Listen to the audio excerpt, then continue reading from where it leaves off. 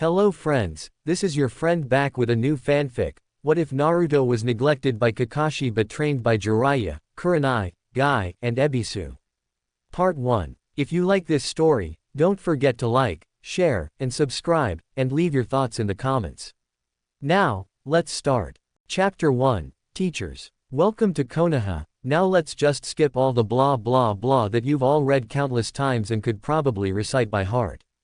To cut to the chase, it's the Chunin exams, specifically the month-long break, and our favorite blonde knucklehead needs to get training to kick Neji Hyuga's ass. We find said blonde at the hospital since he wanted to check in on his friends before getting to training. What he doesn't know is that things are about to change rapidly for him and his dream of becoming Hokage is going to be much more believable than anyone could imagine. Konoha Hospital. Just after the preliminaries, day 1 of the month training. Naruto calmly walked into the hospital despite having no love whatsoever for the place. It wasn't that the doctors didn't do their job whenever he was here or even the indifference they usually showed him, it was the smell and feel of the place.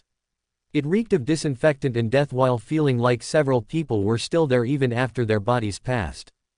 Shaking those thoughts away, Naruto entered and was only mildly surprised to see his supposed teacher, Kakashi Hatake, there.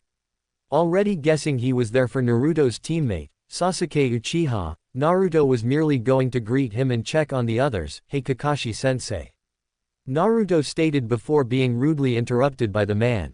"Sorry Naruto, but I'm going to be training Sasuke during the month. However, I've got an Ebisu to train you." Kakashi stated, not even looking up from his book, which was causing the nurses to twitch their eyes badly. Said instructor came over to the two while giving a nod to Naruto and Naruto merely raised an eyebrow. Yeah, I wasn't going to ask you for training Kakashi. I was just saying hi. As for Ebisu training me, I mean no offense but you're a sensor and tracking specialist and I'm not suited really for either of those.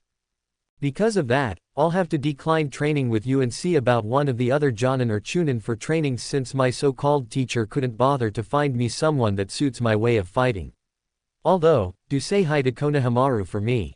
Naruto stated, making Kakashi frown and Ebisu to nod with a smile before Naruto walked off to the patient rooms.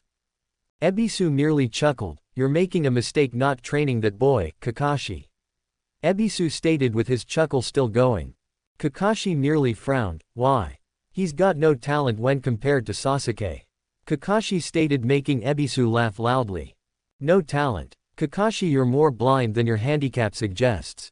Not only does that boy have more energy and chakra than a quarter of our Jonin roster put together, but at the young age of 14 he could do both variants of the Shadow Clone Jutsu flawlessly. Jutsu, I remind you, that he learned by himself with no instruction or supervision. A Jonin and Cage level technique and he performs them flawlessly. On top of that, he's an Uzumaki and I can guess who his parents were just based on that alone. All that means he has more potential than possibly anyone else in the village and that's without his tenant being a factor. If all that doesn't show his potential, then you truly are blind." Ebisu stated, making Kakashi frown heavily. "That brat is weak and will never live up to his parents or Sasuke." Kakashi stated, making Ebisu frown, but it was someone else that spoke. "Is that so?" A voice stated, making them turn and widen their eyes at the sight of the person. "I think the Hokage would be interested to hear just what your opinion of my godson is."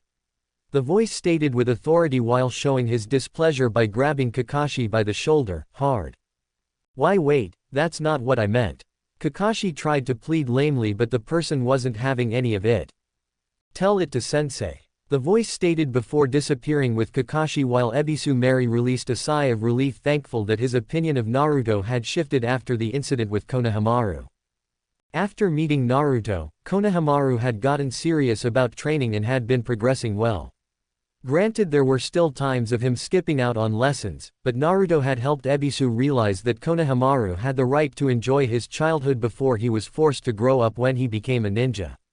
Ebisu would be a bit relaxed for now, but when the boy became genin then he was going to become a teacher that would help mold Konohamaru into being a Hokage that surpassed his grandfather. Maybe Naruto would be both of those two. Training Ground 3, later on. Naruto was doing some simple stretches while waiting for someone. After visiting a sleeping Hinata, a stubborn Lee, and a happily eating Choji in the hospital, Naruto was approached by an Anbu informing him that someone approached the Hokage about training him for the month and to meet him at this training field. He got his answer as a man walked in looking like a kabuki performer and the kanji for oil on his head plate.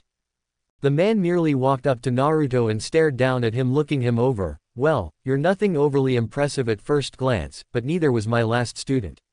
The man stated, making Naruto's eye twitch. I'm Jiraiya of the 3 Sannin. I'll be training you for the month and depending on how you do in the exams, I may become your permanent teacher. The now named Jiraiya stated, making Naruto blink. No offense, but are you a more offense-oriented fighter? I'm not really a huge tactician, defensive, or outmaneuver kind of fighter. My policy has always been a good offense is more useful than a good defense. Oh, and if you know anything about seals, could you check my seal? Your former snake teammate did something to it. Naruto stated, since he didn't want his or Jiraiya's time wasted if Jiraiya's skillsets weren't going to match up to Naruto's style, and he wanted to remove whatever the snake did since his control felt out of whack. Jiraiya frowned and examined his seal before he cursed and quickly undid the overlapping seal, causing Naruto to launch back and tumble. You gray-haired bastard. Naruto shouted as he got up, only to pause at the face of Jiraiya struggling to hold back some laughs. Not being able to take it anymore, Jiraiya released a loud rumbling laugh before patting Naruto's head. Oh kid, you remind me of your parents. Jiraiya stayed, making Naruto's eyes widen, but Jiraiya held a hand up to stop him from asking. Yes kid, I knew your parents and I'm sad to confirm that they are dead. Before you ask, I can't tell you about them, not because I don't want to but because they left strict orders not to tell you till specific times. Jiraiya states, making Naruto stop whatever he was about to ask. Your mother is a secret till you are Chunin and your father is a secret till your Jonin are deemed strong enough to handle things. Both of them were feared and respected shinobi, so with them gone there was too much of a chance of someone trying to kill you, so you couldn't become as strong as them, or kidnapping you to mold into their weapon. Jiraiya explained, making Naruto both happy and saddened. He was sad because not only was it confirmed they were dead, but he had to wait even longer to learn who they are. How come you know so much? Naruto asked, and Jiraiya smiled sadly before kneeling down in front of him. Because I'm your godfather. Jiraiya stated, making him widen his eyes. I know I didn't see you kid, but it was truly because I didn't have time to stop in and see you. I was in the village 5 minutes and then I was out again taking care of missions and duties to the village. However, I always left you gifts for your birthday and put money into your account whenever I stopped in. Jiraiya stated, patting his head while smiling sadly, and Naruto nodded with some tears in his eyes. Jiraiya then stood as Naruto wipes his eyes. Now, I want to make up for lost time and give you the training that Kakashi has obviously been neglecting. Jiraiya stated, making Naruto nod with a few tears in his eyes still. Alright, first we're going to go over everything Kakashi has trained you in, and then I'm going to give you a field test to fully see what you're competent in and what you need to work on the most. Jiraiya stated, and Naruto frowned. The only thing he's taught me is teamwork and the tree exercise. Even then the tree exercise was just him showing it once and then leaving me and Sasuke to keep trying it. Naruto stated, and Jiraiya had to fight back a scowl upon his face since Kakashi has been a sensei for almost 9 months and that was all he taught Naruto. The Cyclops was lucky Jiraiya didn't send him to the hospital like Tsunade used to do him. Kakashi was lucky since the Hokage had set things up with a simple matter. If Sasuke didn't perform better than Naruto did in the finals, since if Kakashi was right then even with Jiraiya's help Naruto should fail, then Kakashi was going to be in deep shit. I see, I'll deal with that later, but for now let's see what you've got. Jiraiya stated as Naruto nodded and got ready. 2 hours later, Naruto was panting slightly as Jiraiya had put him through the ringer in a variety of tests and exercises to see where he stood on different things. Meanwhile, Jiraiya still looked fresh as a daisy even though his clothes did have some tears and scorch marks, but that was from the proverbial gauntlet Naruto put him through when he trapped an area with everything he had. Jiraiya had to admit, the kid had a devious mind when it came to traps, but then add in his stealth and overall brute strength and the kid could give seasoned Anbu some trouble. He idly mused about signing Naruto up for the village defense force since the kid could make the enemy really pay the price for trying to get into the village.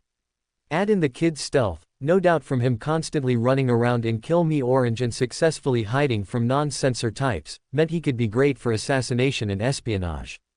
He almost wished Tsunade was still in the village since Naruto's raw brute strength could be vastly improved by her monster strength technique. Shaking those thoughts away for another time, he looked at his new student. Alright, meet me here tomorrow to learn your training regiment and get to work on improving what you have already. If you want something to do today, I want you to do the tree walking exercise until you absolutely can't anymore. That should help get your chakra back into sync and increase your control, which will help you learn and master new jutsu. Jiraiya stated, making Naruto nod. Jiraiya then left the area and went to the Hokage Tower where he found his former teacher, Hiruzen Sarutobi, sitting there finishing some paperwork. Kakashi was talking out, kids got more potential than I've seen in years. Hell, he could put Minato and Kushina to shame if trained properly and given a chance to really shine. And that's not even counting the Kyuubi if he decided to use it. Jiraiya stated, and Hiruzen nodded while taking a puff from his pipe. If what you told me about that organization is true, it would be wise if he knew how to become deadly without using the Kyuubi. If they are intent on capturing the Biju, then that stands to reason that they all have skills, contingencies, and plans to take down the beasts and their hosts. That leads me to believe that it would be unwise if Naruto was dependent and focused on using the fox's power against his enemies. Doing so could be disastrous when they come for him and anyone helping him as a result. Hiruzen stated, making Jiraiya nod. I inspected the seal and it's still trickling the chakra slowly, and thus Naruto can only tap into it at times of extreme emotional moments or if he's exhausted his normal chakra. Maybe when he's older I'll help him start tapping into the Kyuubi's power. But for right now I think the tighter the seal the better in this case, since it will be harder for anyone to interfere with the Kyuubi, though that could also alienate the fox and the kid from each other. From what my sources in Kumo told me, their eight-tailed host has complete control and synchronization with their Biju.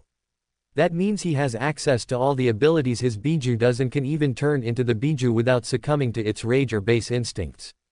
Jiraiya stated, making Hiruzen nod. Do what you can, Jiraiya, get Naruto into top form as a ninja and then worry about him as a Jinchuriki. Konoha has never had to depend on a Biju container to be strong, and both our two previous hosts were formidable without the Biju at all. I want Naruto to continue that legacy and not become a ninja that is only powerful because of the demon sealed inside him. Hiruzen stated, and Jiraiya nodded. No problem, with the training regiment I have picked out, Naruto will crush everyone in the finals regardless of who he faces. Though I would like your permission to recruit some others to help with his training as needed, since there are a few things even I can't help him with, and if something pressing comes up, I want him to have someone to help him until I get back. Jiraiya informed, then requested, and Hiruzen nodded. Do as you please, Jiraiya, anyone is free to train Naruto so long as there is no conflict of interest and it doesn't interfere in their normal duties.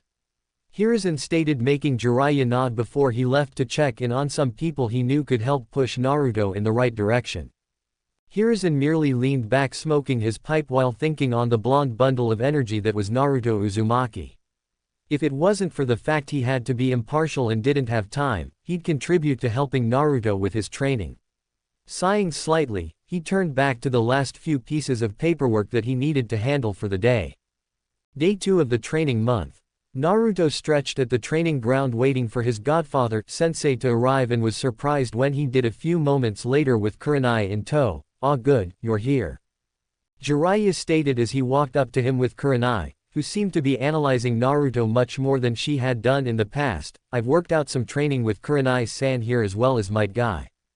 However, any other training won't take place till the second week, as I want to drill you in chakra control exercises as well as finding your elemental affinity and getting your schedule set up for the following 3 weeks. Kurenai here can help you with chakra control, as she has to have near perfect control to use her variety of genjutsu.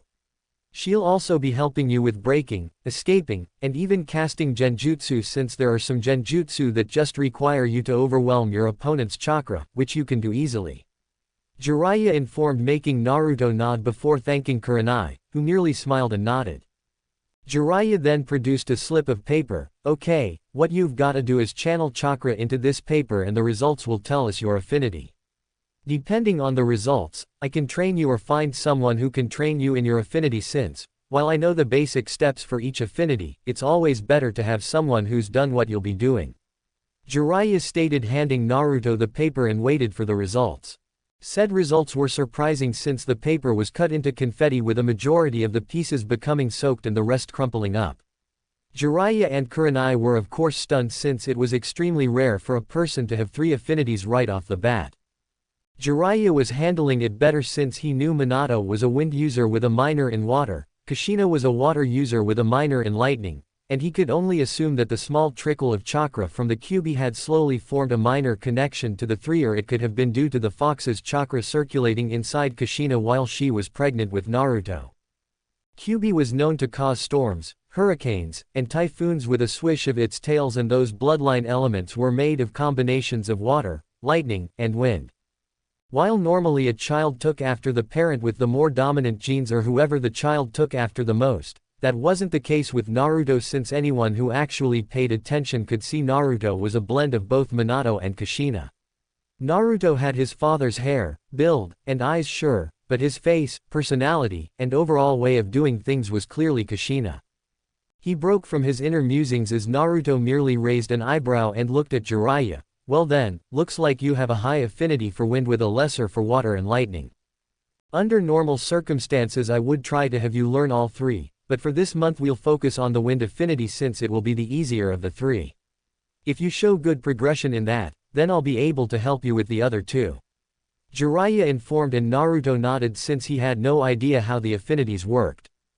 Good, now I need to go talk to someone that I know could help you with the wind affinity. While I'm gone, Kurenai here will begin your work with chakra control and genjutsu, and I expect you to be doing the work and not complain about getting cool jutsu. Your parents and all the Hokage always ensured they had full control of their chakra before they started worrying about using jutsu. Even then, they never focused on flashy moves over what they could use for a variety of situations. A well-used substitution can be just as effective as any offensive jutsu. Jiraiya stayed, making Naruto frown, but he nodded nonetheless. Jiraiya knew fully well that basic jutsu could be lethal since he had seen it with Sasuke's mother, Makoto, who made a name for herself using only shunshin, clones, and substitution. She'd use shunshin combined with substitution to move clones around, confusing enemies, and even substituted with enemies so they ended up killing each other while she killed others. She never even used her Sharingan to fight even after she unlocked it fully. Shaking those thoughts away, Jiraiya nodded to Kurenai before leaving in a shunshin. This left Naruto and Kurenai alone in the training ground. So what should I do first, Kurenai-san? Naruto asked, looking around as Kurenai was just looking at him. Before that, Naruto, I have something I need to discuss with you while Jiraiya isn't here. Kurenai stated, moving toward Naruto, who looked at her and then blushed seeing how close she was. And what would that be? Naruto asked, making Kurenai smile as she pushed her chest out a bit. Well, I'm sure you recall how Neji treated Hinata in the prelims, correct? Kurenai asked and then smiled slightly as Naruto stopped blushing and grew both serious and angry. Kurenai continued when he nodded, well, I happen to care about Hinata as if she was my daughter, and I'm pissed at what Neji did. However, there's nothing that can be done due to the rules and vouchers signed at the Forest of Death. Kurenai stated, and Naruto nodded. Okay, and what does that have to do with me? Naruto asked, and Kurenai smiled. Simple, while I can't do anything, you are not barred from such an action. Kurenai stated, making Naruto raise his eyebrows. Yes, with you as his opponent he can pay, though Hinata still wants to have him forgiven because she loves her family. With Jiraiya and others training you besides myself, your chances of beating Neji are practically guaranteed, and you most likely won't break a sweat doing it. Hence why I wish to offer you a deal. Kurenai stated, making Naruto raise an eyebrow. A deal? He asked before Kurenai nodded and stood. Naruto blushed again as she pulled her dress down, revealing her perky and hardened nipples, and then up, showing her scarlet thong. If you break Neji, and I mean doing everything you can to hurt him short of crippling or killing him, then you can have me. I will sign myself over to you as your servant, slave, concubine, whore, slore, whatever you want to call it. If you do this for me and hurt Neji for what he did to Hinata and knows never to do it again, then you can have me till the day one of us dies. Kurenai stated, moving. That is. Naruto stammered before he slapped himself. I would have done that from the start, you don't have to do this. Naruto stated, making Kurenai smile more. I know, but you would have simply fought him till he lost, but I want you to do more than that. I want you to beat him, hurt him, maim him, and anything else except cripple him or kill him, since I know Hinata will never forgive that. I want you to deliver a wrath upon him that not the Hokage, Hyuga clan, Fire Daimyo, or even Kami himself could stop from happening, to make sure he knows never to try to kill Hinata again. Kurenai stated with passion, anger, and ambition in her voice.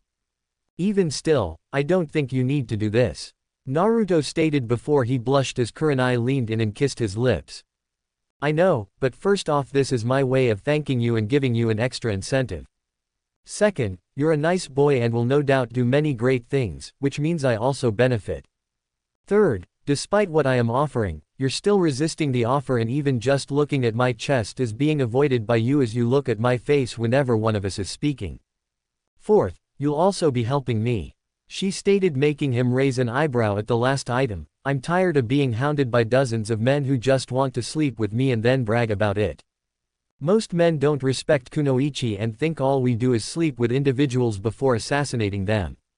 There's also the fact my apartment complex has been full of pigs, perverts, and so that's a problem. I'm fully prepared to serve you with my body if it is required, but that's mainly due to the fact I know you won't brag about it to every person willing to listen. You won't try anything if I say no, you're not going to treat me like some toy, and you won't make me sleep like some kind of animal or dress me as a whore to parade around. Kurenai stated, making Naruto blanch at the idea. Hell no. That'd make me no better than that Gato in Wave, and I sure as hell will never become like him. Naruto shouted, making Kurenai smile. Kurenai then stood and covered herself again. So we have an agreement then? She asked, making Naruto blink before blushing again. I guess, if that's what you want. Naruto stated, making her smile before she kissed his cheek before standing and getting down to business. Good, now we'll start with different chakra control exercises. Once I see which are either easy or hard for you to do, I'll have you work on the easiest methods, since they will help you get your control progressively better till the harder ones are manageable. Kurenai instructed, making Naruto nod. With Jiraiya. Jiraiya was currently with one Asuma Sarutobi, the only confirmed wind user left in Konoha besides Naruto, and was currently discussing some things with him. Forgive me, Jiraiya-sama, but wouldn't this be a conflict of interest? At the very least negligence, since I do need to help Shikamaru, even if I can only seem to help him with strategy and planning, since he's not willing to do much else. Asuma asked, then added, making Jiraiya shake his head. It's only a conflict of interest if you actively discuss Shikamaru's skills, training, or anything involving what he'd use in the exams, and same goes with Naruto's to Shikamaru. As for negligence, it would do Naruto good to try and learn some strategy by playing Shikamaru. Add in his shadow clones and you could have Shikamaru playing multiple opponents, which would make him have to think even faster and worry about different opponents at once. Jiraiya stated, making Asuma nod a bit. Okay, and with his clones I can work with him on his nature transformation while he plays Shikamaru, and the same could be said for, oh my god. Asuma stated before widening his eyes in realization, making Jiraiya nod. The kid can make hundreds of clones without breaking a sweat, and all that memory accumulation means he can build up months if not years of training within this 1 month, especially when he's motivated. Jiraiya stated with a smirk, and Asuma merely shook his head. Damn, kid's gonna be stronger than us all by the time he's 16. Asuma stated, suddenly feeling old, while the two shared a laugh. So we got a deal? Jiraiya asked, and Asuma nodded. A chance to help train possibly the strongest ninjas since the time of Madara and Hashirama. Sure, plus it would do Shikamaru good to play against someone other than me and his father. Asuma stated with a smirk, and Jiraiya nodded. Alright, I'll get together with you and the others I plan to have help train Naruto, since I can guess how many other teachers have just decided to wash their hands of him in the academy, so he may need some extra help. Jiraiya stated, and Asuma nodded with a chuckle. If it were any other kid, I'd say you were trying to work him to death. However, considering his boundless energy and massive reserves, I think it would be easy to whip him into shape. We just have to get through his impatience and need to be doing something constantly. Asuma stated with a chuckle, making Jiraiya nod and chuckle as well. I have to ask though, do you plan on training him with it? Asuma asked, wanting to know ahead of time so he could have others stand down if the chakra from Kyuubi was ever felt. No, aside from the fact he's too inexperienced to truly use it, Circumstances have made it clear to both myself and Sensei that it wouldn't be wise. Konoha has never had to rely on Jinchuriki, and we shouldn't start, especially with the fact there are rumors about a group looking to find and possibly collect all the Biju for themselves. This leads Sensei and I to believe they have to have a means or plan for each Biju to bring them down and capture them. Jiraiya stated, knowing Asuma would hear about this sooner or later from Hiruzen, since Asuma was technically an Anbu. He just wasn't given the rank due to the fact he already had a huge reputation after guarding the Fire Daimyo and being Hiruzen's son. Asuma nodded with a frown. That just means I have to train the kid into the ground even harder to make sure his skills are up to par with everything that he'll be facing. Asuma stated, making Jiraiya laugh. He'd probably want that of you regardless.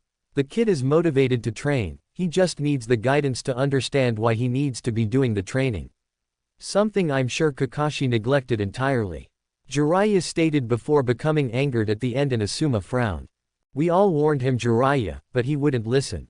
He was too obsessed with training Sasuke to care about his other students at times, and he had no faith in Sakura or Naruto's abilities to be ninja. Asuma stated, and Jiraiya nodded. I know, Kakashi has already been handled, and depending on how his two students do in the finals will result in his punishment. Considering what I've been setting up for Naruto, Kakashi will get what is coming to him, and hard. Jiraiya stated in a no-nonsense tone, and Asuma nodded, already guessing how much shit Kakashi will be in when his screw-up is shown. Back with Naruto. Naruto was currently standing upside down on a tree branch with a leaf stuck to his forehead while several clones were spinning multiple leaves on their palms. Another group was water walking, another was running up and down trees, and still another group was spinning kunai on their fingertips.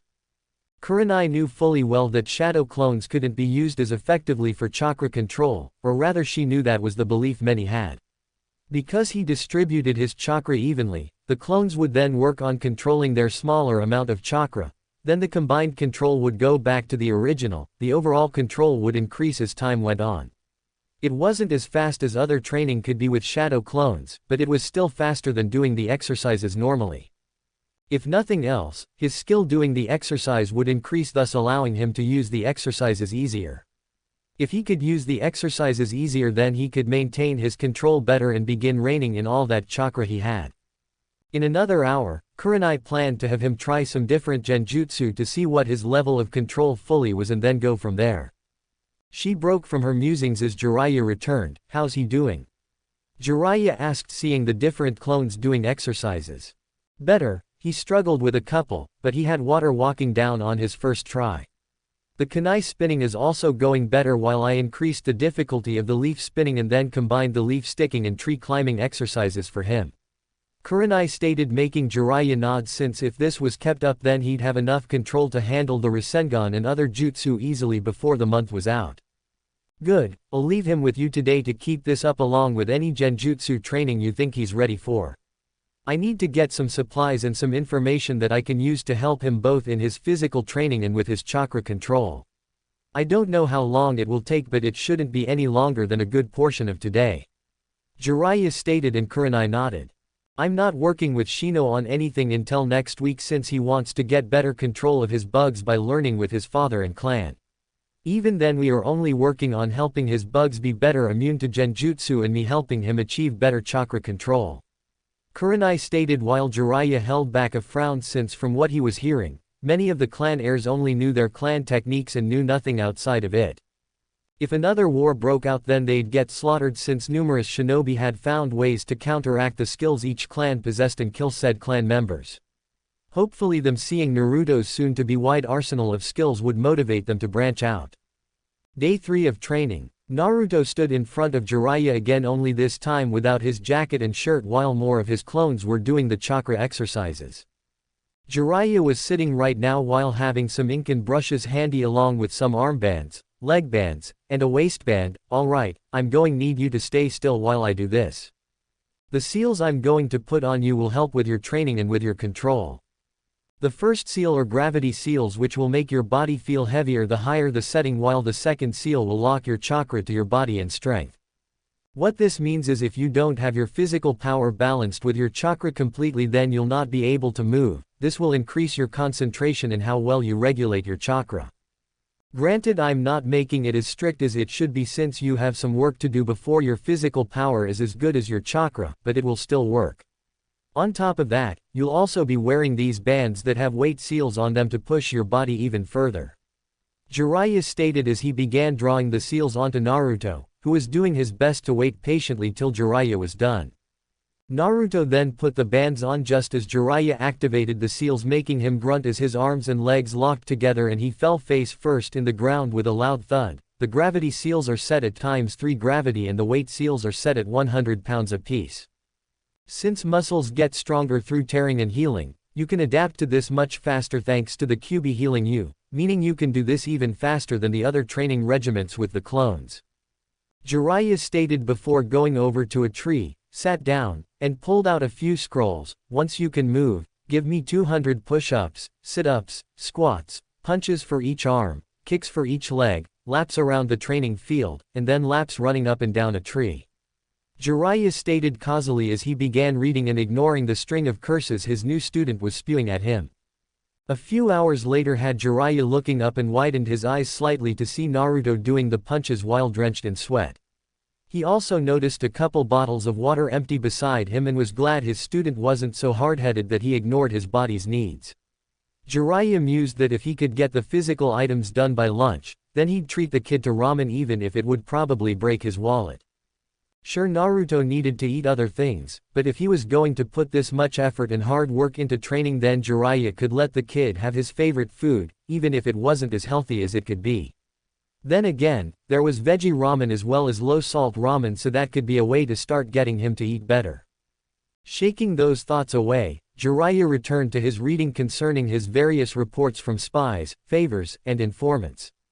The information concerning Suna mobilizing ninja was not something he liked since he knew the Wind Daimyo was slowly strangling the village economically. It was only worse based on the fact that Orochimaru was here, which meant that his former teammate could have swayed Suna to attacking Konoha since they were taking the Wind Daimyo's missions rather than Suna. Adding in the fact that Suna's own Jinchuriki was here and it clear that Konoha needed to expect trouble. Jiraiya sighed slightly since he'd have to look into this personally, which meant he'd have to change up his plans for training Naruto and maybe have the others start pitching in sooner rather than later. It wasn't necessarily a bad thing, he just didn't want the kid feeling like he was being ditched again. He'd explain it to Naruto after the kid finished his physical exercises. Lunchtime. Jiraiya could honestly say he hadn't been too surprised by any of his students over his years teaching. Sure, Minato's ingenuity in creating his 2A rank jutsu was astounding, but it was a small mention compared to the lack of surprise throughout his training otherwise. Naruto, however, Naruto had gone through the entire training regiment he had given him to help adapt to the change on his body. A regiment that Jiraiya hadn't honestly thought he'd complete, let alone by lunch. Yet, not only did he complete it, but he had actually added to it by adding handstand flips, backflips, front flips, cartwheels, and tree hopping to help ensure his agility matched his new weight and restriction. The tree hopping was the most impressive since to do it one usually used a burst of chakra from the feet, which could throw off the balance of physical power and chakra. Right now said blonde was eating the veggie ramen that Jiraiya had a clone pick up. It took some doing, but Naruto relented after Jiraiya explained that it was due to Kyuubi's chakra was fixing the issues his body was receiving, that Naruto's body wasn't weaker than it was. This in turn slowed down any healing he would have received when in combat, and eventually his body would have built up a tolerance and then his body would feel the aftereffects. He also played to his ego with the fact that the fourth Hokage always talked about eating properly to keep in shape and ensure they were in top fighting condition. Of course, as soon as Naruto started eating it, he found he actually enjoyed it. He still liked pork ramen more, which Jiraiya could understand. Jiraiya had told him he didn't have to give up ramen entirely, he just shouldn't eat it for every meal, otherwise he risked his health, and at the very least he needed to add fruit and vegetables when eating ramen. However, now came the discussion of Jiraiya having to leave for a few days. Naruto, some things have come up and I'm going to have leave for a few days. Jiraiya stated before holding his hands up when Naruto was about to protest. I'm not ditching you. Kurenai and some other people I've talked to are going to cycle through teaching you as it's needed, and it will all go through the Hokage. Each day you'll go to his office and he'll have the individual in charge for that day take you to train until I come back, and then I'll join the cycle again.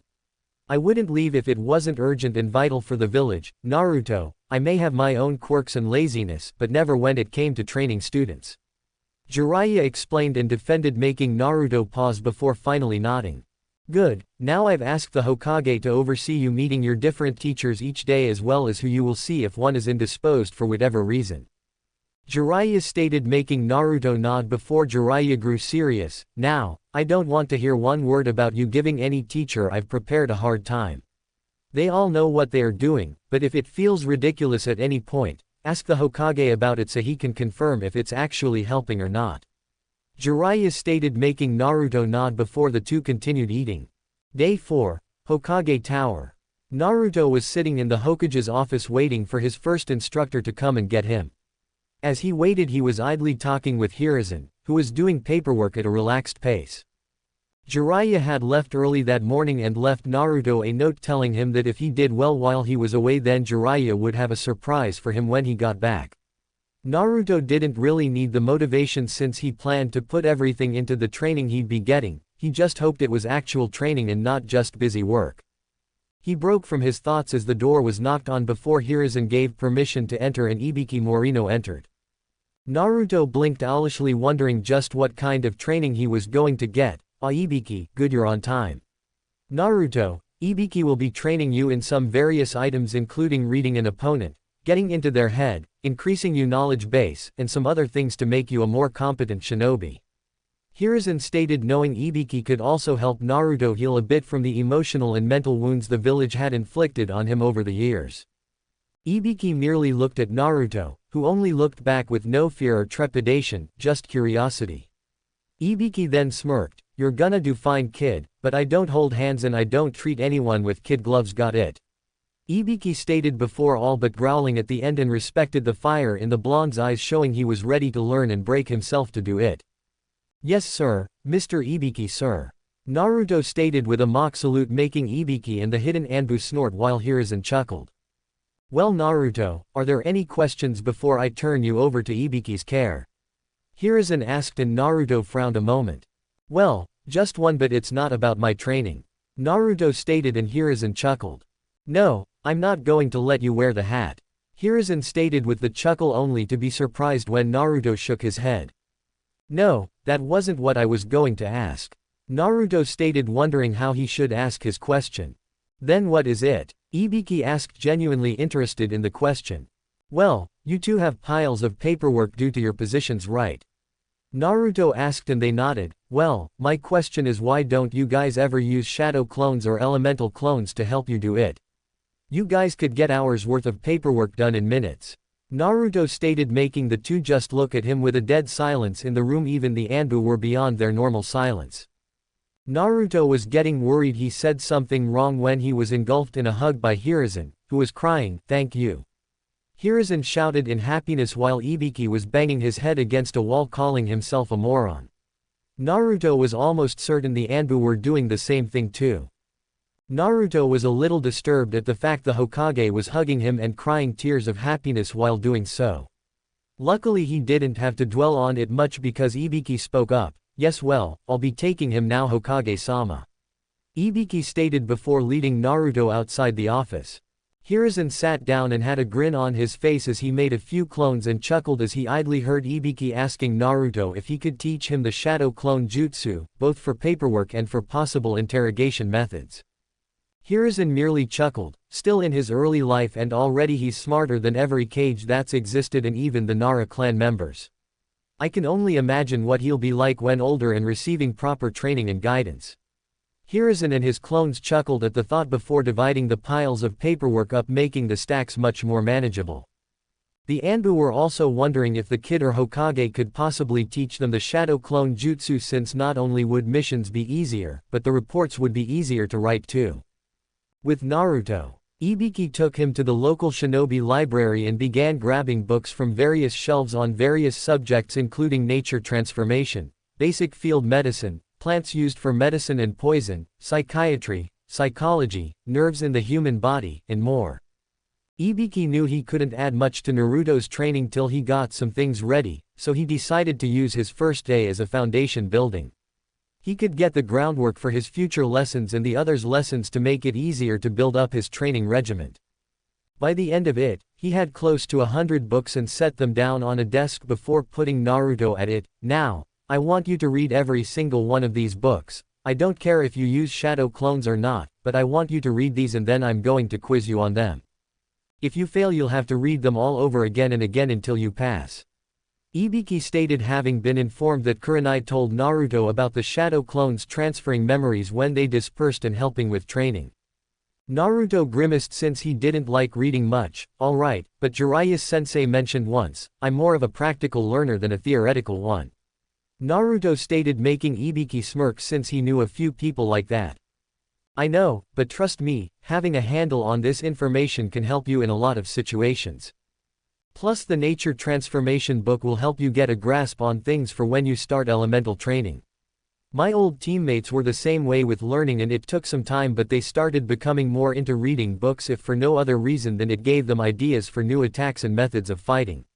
Ibiki stated, making Naruto nod a bit before he quickly called a clone for each book and took one himself and began reading. Ibiki was about to go look up some old report books since he wanted to check some information on a few places and people, but paused as a thought occurred to him. Naruto, don't dispel all your clones at once. The backlash of information will either cause you to pass out or at the least give you a serious migraine. Ibiki stated, making the Naruto's nod before Ibiki went looking for the items he wanted. Hours later, Ibiki had been patient with Naruto, knowing that when dealing with an impatient person, being impatient was not the way to go. He had done well the first quiz in that he got 12 questions right before he had to read again. By the end of it, Naruto only had to read the books 3 times before he got through the quiz completely. It was actually impressive since most would need to read all those books 4 or even 5 times before they could get through half the questions. He was also pleased to see Naruto sent a few clones to look for more books to read while Naruto himself stayed with Ibiki. Alright, you've got a grasp of the different basic knowledges and some of the advanced, now it's time for some practical work. Ibiki stated before he produced a stack of 5 folders. These are reports and analyses on 5 different ninja within the village that I know for a fact that you've met. Ibiki stated, and Naruto frowned. But just because I've met them doesn't mean I know them well enough to know who this is. Naruto stated, and Ibiki smirked. Tough. In the field you can't get to know your opponents through talking casually and the like, you'll have to analyze their behavior, speech patterns, actions, and anything else you can see, hear, feel, and so on. At the best of times we can have a basic profile of an enemy and you will have to go off of that alone, such as any entries in the bingo books.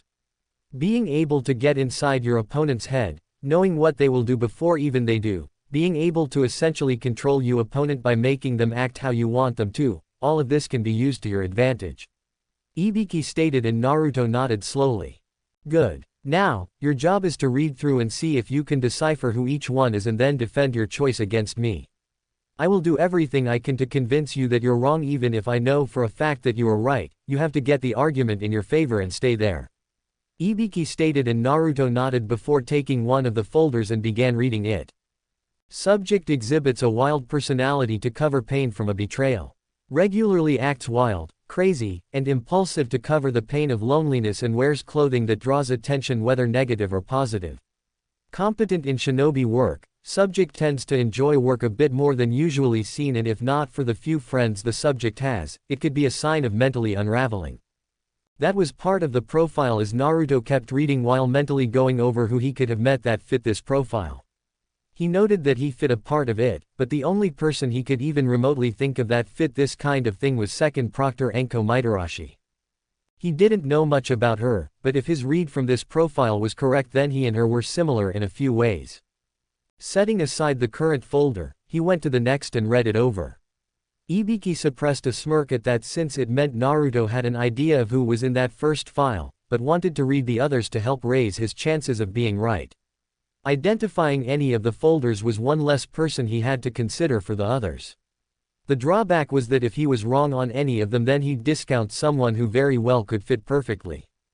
Ibiki was honestly curious about how he'd do. Day 5. Naruto sat in the Hokage's office waiting for his next teacher to come in.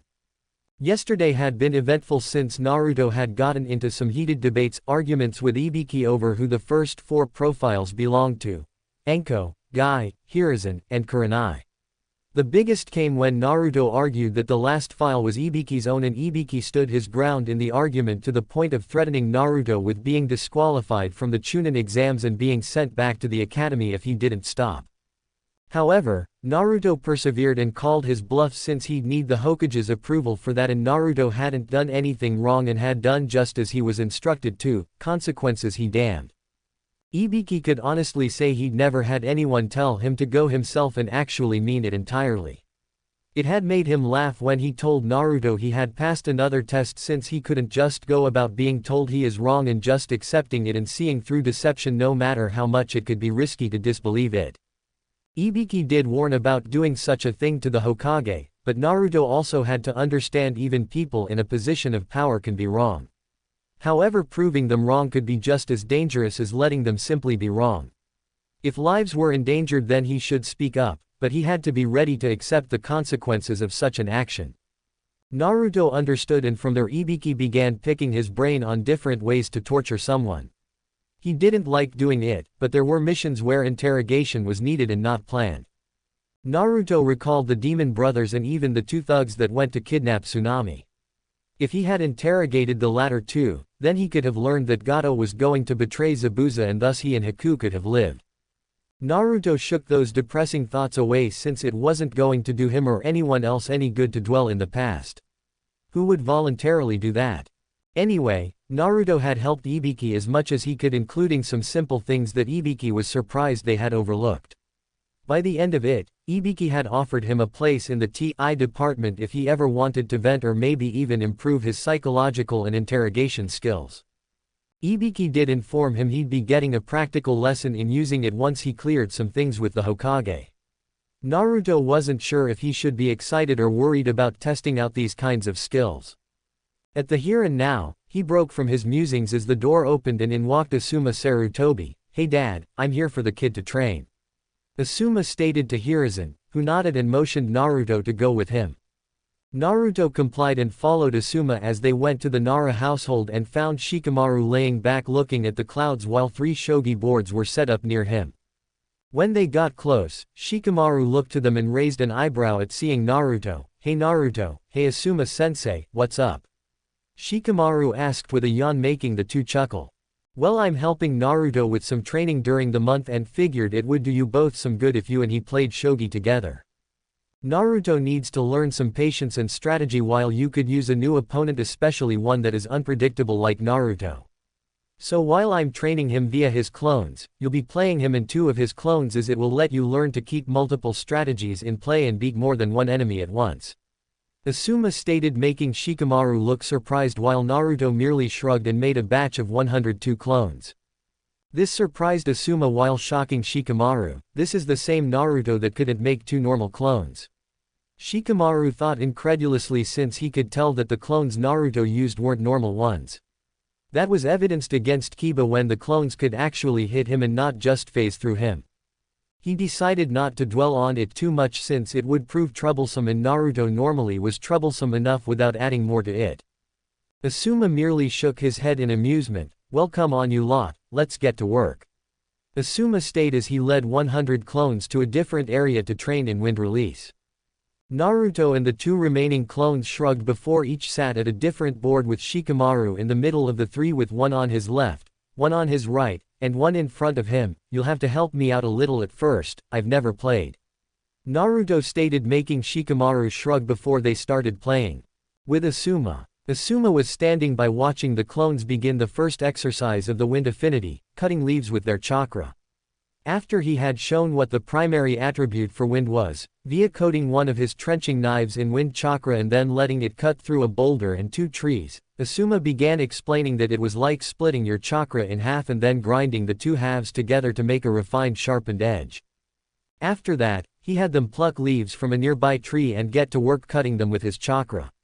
Asuma then told him he was to continue doing so until he could cut the leaf in half in an instant, since in combat he wasn't going to have time to focus and try to make the chakra begin doing what he wanted.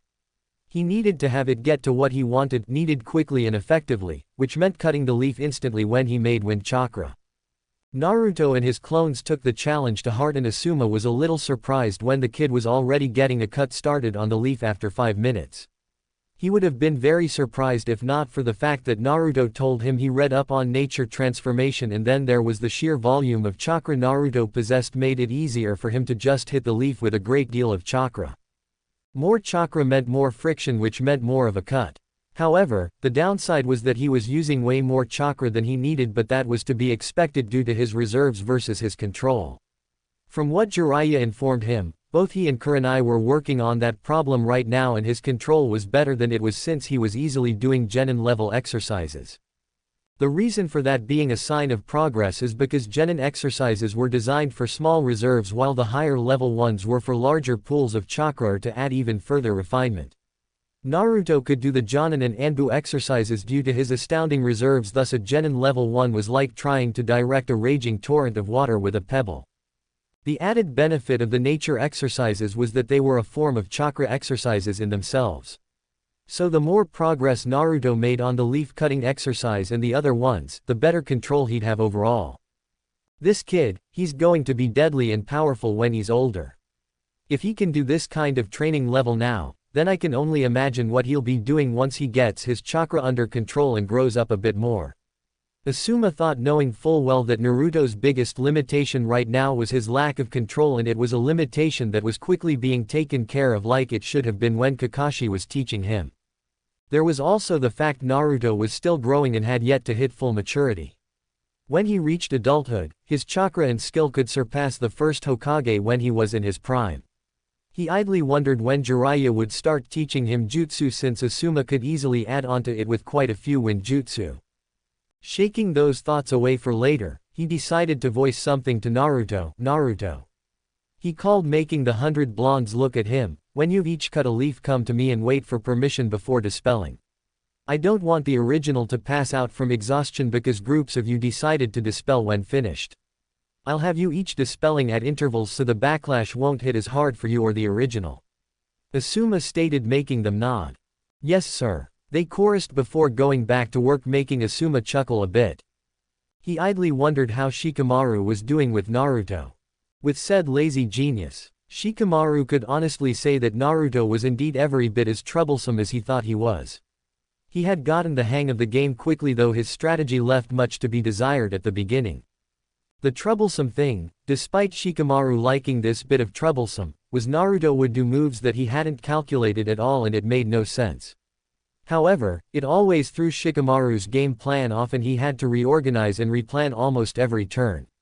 It was made only worse by the fact he had to handle 3 of the same opponent, all doing things different from each other and making him constantly have to keep multiple plans going at once for just a simple game. He quickly realized why Asuma wanted him to play Naruto. If he could get this frustrated and confused in a game against an opponent like Naruto, then how quickly could he lose his cool in actual battle? There was also the fact having to keep readjusting his plans. Almost every move made him think on his feet faster and helped adjust against multiple enemies.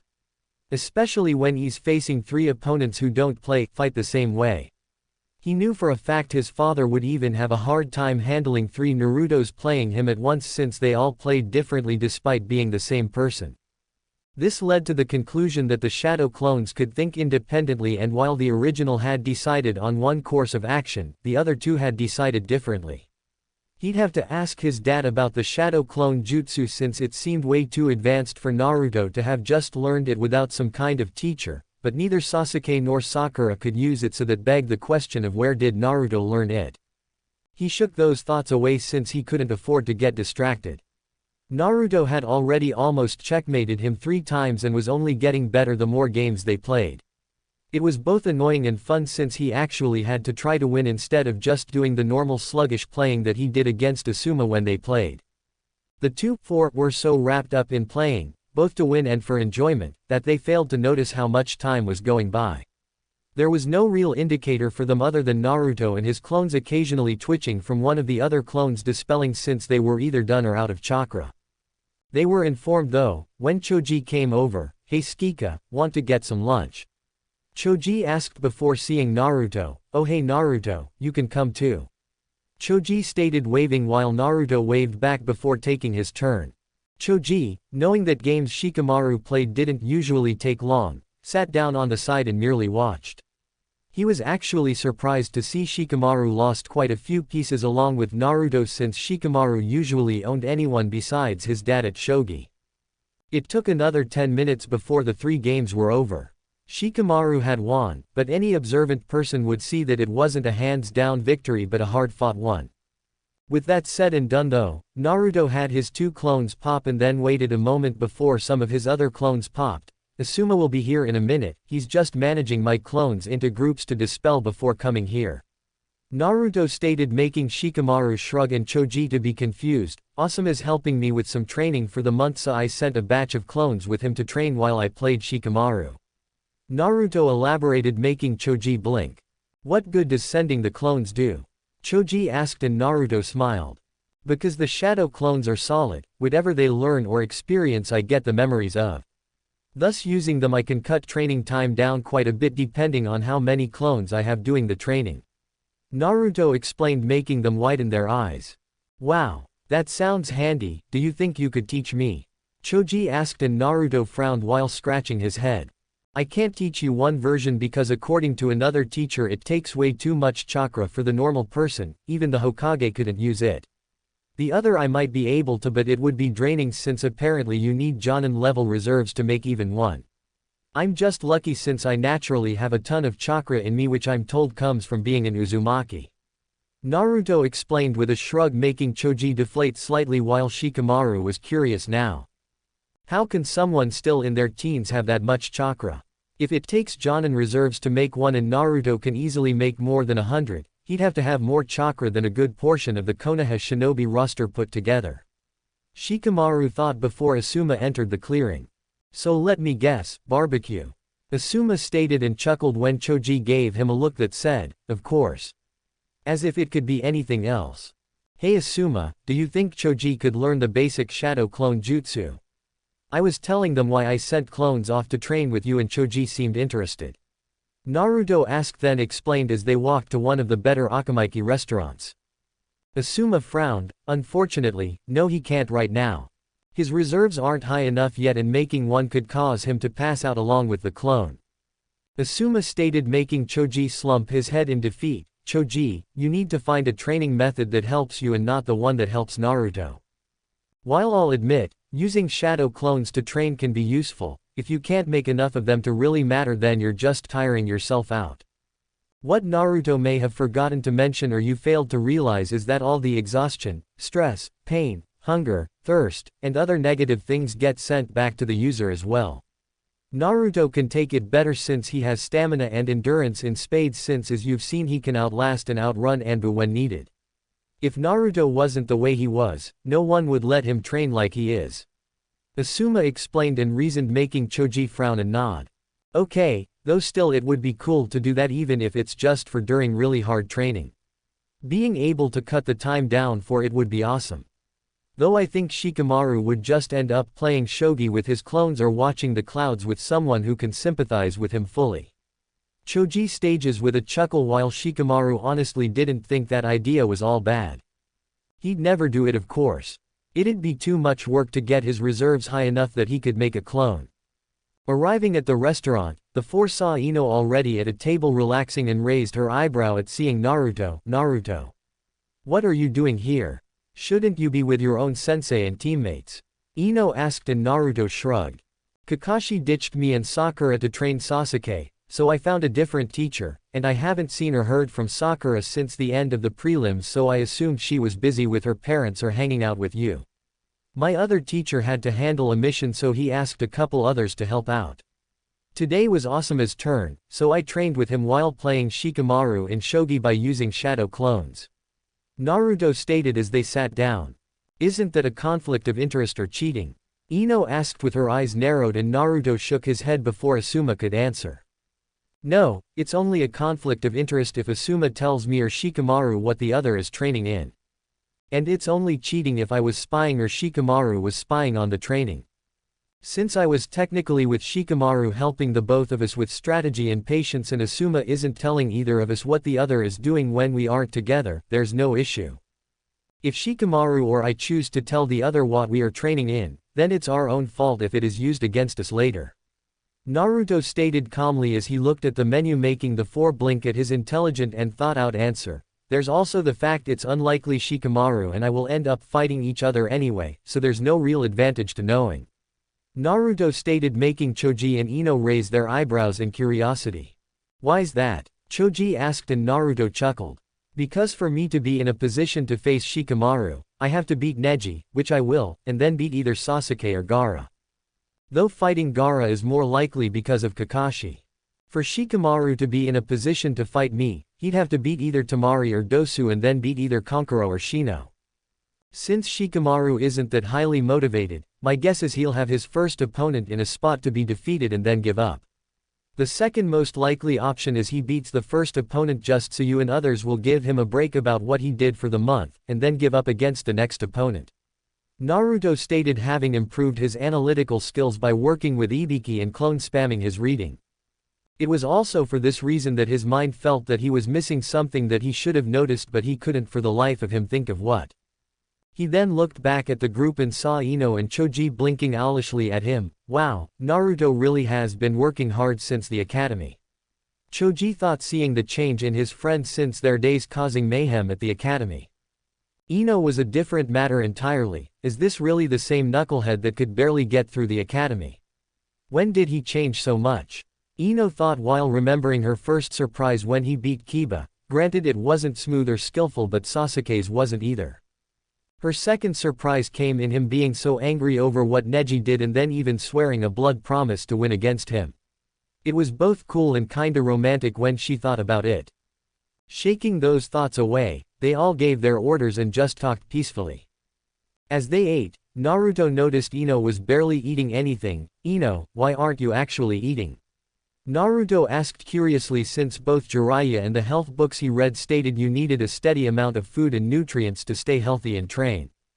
The males groaned slightly. Don't bother Naruto, we've all tried to talk her into eating more and she won't listen. Asuma stated, making Ino puff her cheeks out and glare. Well Naruto, I'm on a diet to lose some weight. She stated, only for Naruto to look at her in confusion.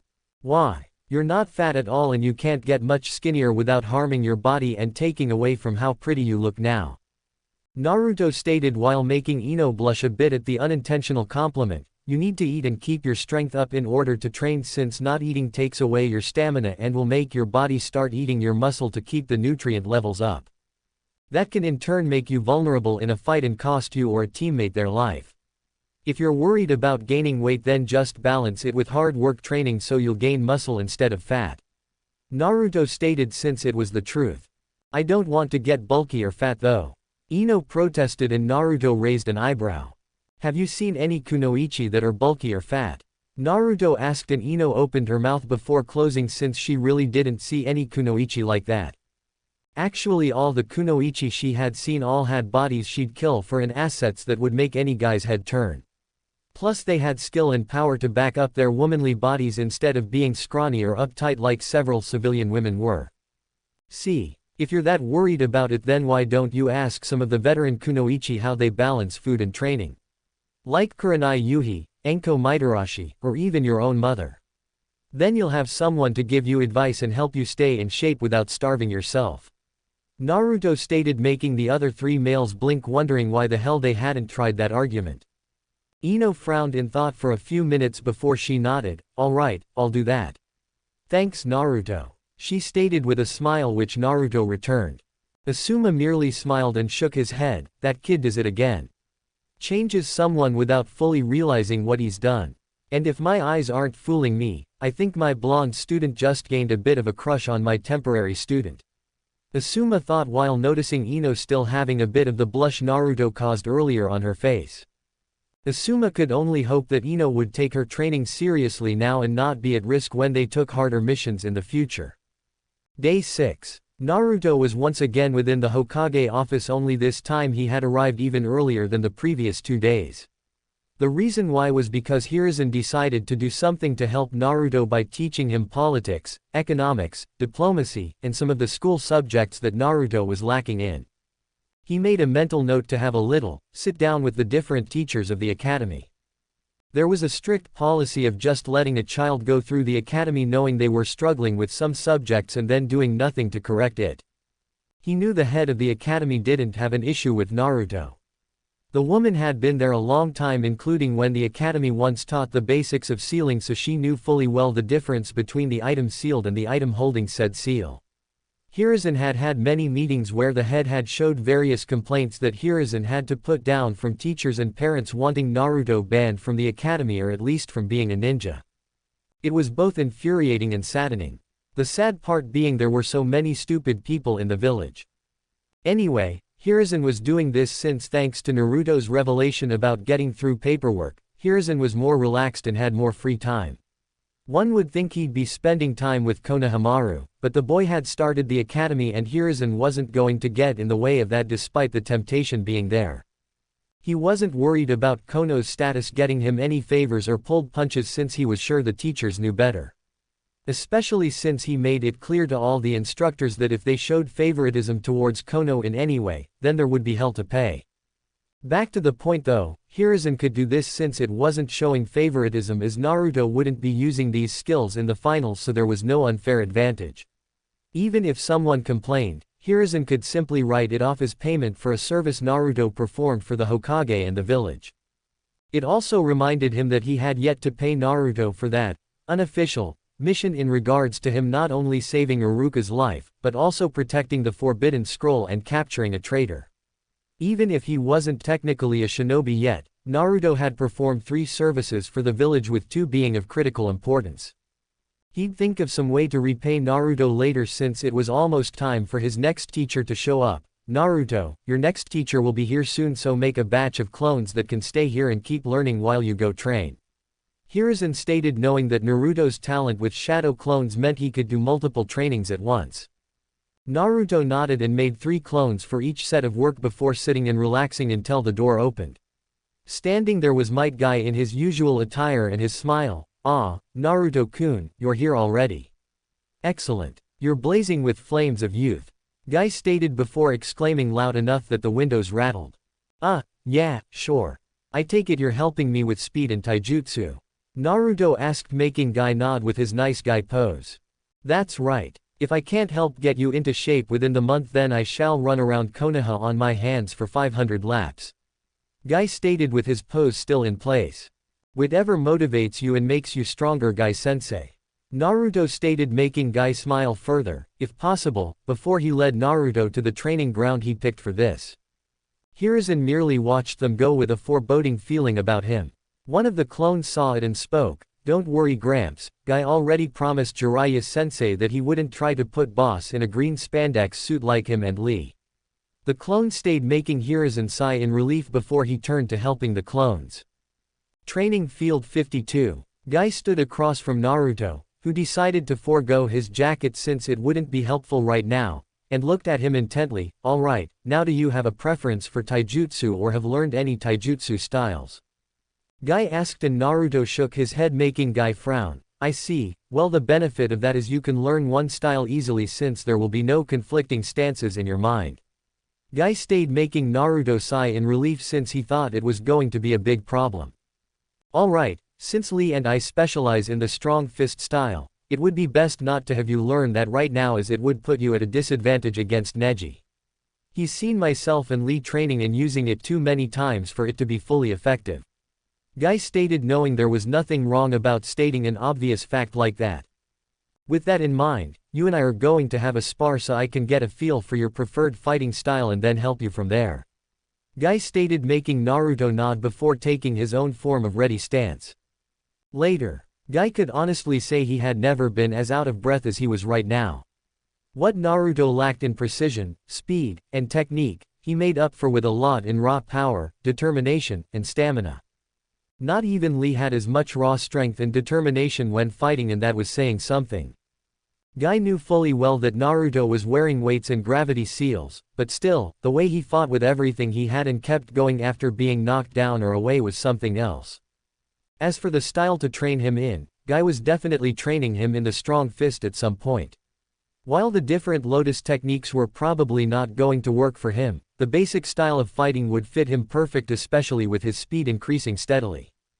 For now though, there were a couple of styles that would fit Naruto, and one stuck out as the best option for him to increase his skill and help him in the long run. Alright Naruto, I've seen enough. Guy stayed, making Naruto relax and take some calming breaths. Naruto isn't even breathing heavily yet and we've been fighting for a good 3 hours. Guy thought before shaking those thoughts away, I've got a style that should suit your needs both currently and in the future. The only issue is I'm not well versed in it, so I can get you started and help you with it, but can't fully train you in it. Guy stated, making Naruto frown in confusion. I may be a taijutsu master, Naruto, but that doesn't mean that I've mastered every style there is. It just means that when it comes to taijutsu, I am very hard to defeat and that I've mastered at least one style. Guy stated, seeing Naruto's frown and making Naruto nod. Now, since I can't fully teach you the style I have in mind, I am going to teach you a style I know very well that can help set the groundwork for the style. The reason being that they are very similar to each other, but one relies more on speed and deflection while the other is pinpoint accuracy and power in the hits. Guy informed and then elaborated on, making Naruto nod again. Good, now the style we will be starting with is the Ichani fighting style, and upon getting the hang of it will set the groundwork for the Wing Chun style that I believe will be of use to you even if it doesn't fully fit your style of fighting. Guy informed, causing Naruto to get a fire in his eyes that told Guy that the boy intended to master them both. Part of Guy actually believed he could too. Alright, let's first get you comfortable in the starting stance. Guy stated as he began instructing Naruto on the different forms of Ichani that he can work towards, as it was based around giving options and different characteristics of fighting for their user. The user also had to be able to endure attacks too, since sometimes the best way to strike an enemy is to let them get a hit in before making them pay for said hit. Wing Chun though was an all-around form of fighting, as it was about quick, precise, accurate strikes while deflecting and reading your opponent's moves quickly and effectively. The user though needed to build up muscle and tolerance around the forearms, since they usually were used for blocking a variety of hits, and a wooden training dummy with multiples arms was used. One user was reported to have taken down 10 highly trained taijutsu users single-handedly all at once. Naruto could honestly say that he was looking forward to the training a great deal. Day 7. Naruto was still a bit sore from his taijutsu training the previous day, but it had been well worth it. Thanks to the shadow clones, he had been able to get the stances they had covered down so he could move into them on reflex. While the clones trained in the stances, Naruto was sparring with Guy and a batch of his own clones to better get acclimated to the way of fighting. As an added bonus, he had his clones remove their weights and seals so he'd have to adapt to fighting opponents that were faster than him. When Guy asked why, Naruto merely informed him that he couldn't take the chance that someone he faced would be faster and not be able to somehow keep up. When Lee fought Gaara, Naruto couldn't follow him at all, so what would happen if Naruto ever fought someone that was as fast or even faster than Lee? Hence why he wanted to start training to be able to track, follow, and react to opponents of that speed. Even if he never fully achieved the speed that Lee did, Naruto wanted to be sure he could at least keep up with his eyes and brain so his body could possibly react in time. Guy had agreed and even suggested that next time they trained that he himself would remove his weights and fight Naruto and his clones, while a set of clones would sit off to the side focusing on watching the fight. If they could follow the movements from an observer's point of view, then it would help to follow it from a fighter's point of view.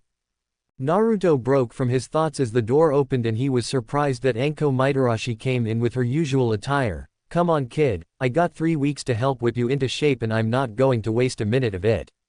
Anko stated, making Naruto quickly follow her, leaving a chuckling Hiruzen behind.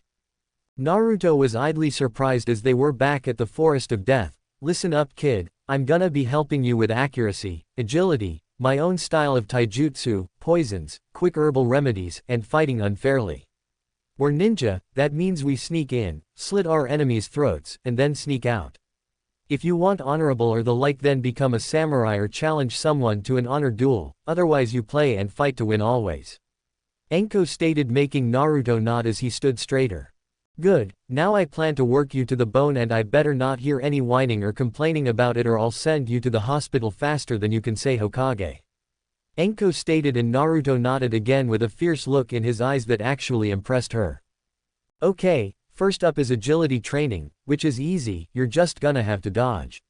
She stated with a sickly sweet smile as she started throwing kunai, senbon, and shuriken at Naruto, who yelped before dodging and weaving through the sharp metal instruments of death and pain. The whole time Enko just kept her smile and laughed viciously at him. 3 hours later, Naruto was panting slightly while his clothes were a bit cut up and torn in some areas as Enko was smiling at him, pleased with both herself and him for doing so well since she didn't draw more than a few drops of blood from him. The few times she didn't throw at him, she'd attack in taijutsu using her flexibility and agility to attack him at different angles. Naruto looked at his clothes and frowned. At this rate I'm going to need a bunch of new clothes. He thought, since the training was slowly killing all of his clothing and dwindling it down to near nothing. He broke from his musings as Enko spoke up. Not bad, kid, I've seen Jonin do far worse than you did, and you didn't even have any real warning. At this rate I'll have you able to dodge almost anything, she stated with a sickly sweet smile that made Naruto sweat drop a bit. However, a thought came to his mind that also reminded him of something concerning Kabuto, Enko-sensei. Naruto started making Enko freeze and look at him in surprise, which confused him. Sensei? Enko asked in confusion, and Naruto shrugged. Well, you are teaching me, aren't you? Should I not call you sensei? Naruto asked, and Enko blinked before shaking her head. No, it's fine, just never had anyone call me that before. Anyway, what did you want? Enko asked, and Naruto blinked before speaking. Well, I was just wondering why you have the smell of snakes around you exactly. Is it because of the forest, or is it something else? Naruto asked, making Enko stiffen slightly and turn away with a saddened expression. It's because I have the snake summoning contract. Something my bastard of a former teacher let me have before he betrayed me in the village. Why do you ask? Enko stated bitterly before looking at Naruto questioningly with a slight undertone of anger. Well, it's just you're not the first that I smelled the scent of snakes on. There was that creepy guy Orochimaru in the Forest of Death, then the Sound Team, and then another Leaf Shinobi, but I guess it could have been if he was hanging out with you. Naruto stated, making Enko tense a bit at the first mention, narrow her eyes at the second mention, but she was confused on the third. Who was that? Enko asked, since she was around a few people but no one ever mentioned smelling of snakes. That guy Kabuto Yakushi. Naruto asked, making Enko frown. I've never met or interacted with the guy. Enko stated, making Naruto frown. Well, if he didn't get the scent from her, then he had to have gotten it from, oh shit. Naruto started thinking before widening his eyes in horror. What is it, kid? Enko asked with a frown. Enko, was your teacher Orochimaru? He asked frantically, making Enko nod. Then we need to get to Gramps now. The village could be in trouble. Naruto stated, and Enko frowned before quickly grabbing him and using a shunshin to get to the tower quickly. Hiruzen, of course, was surprised at Naruto and Enko appearing in his office. Enko, Naruto, what's wrong? He asked, seeing Enko looking serious, and Naruto looked frantic. Gramps, I think Orochimaru has a spy in the village. Naruto stated, making Hiruzen and Enko stiffen. That's a bold claim, Naruto. Do you know who and have proof? Hiruzen asked, and Naruto nodded. His name is Kabuto Yakushi. Ever since I've been working with Ibiki-sensei, I've started going over people I've met to have a read on them inside my head, and something kept sticking out about Kabuto that I couldn't place until I talked to Enko-sensei. Naruto stated, making Hiruzen frown and look at Enko. Apparently the guy smells like snakes, but I've never even met the guy, and there are no indigenous snakes in the Forest of Death. Enko stated, and Hiruzen frowned further before asking an Anbu to retrieve Ibiki to join them, which he did a few minutes later and was being filled in. That's suspicious, yes, but is there any other evidence?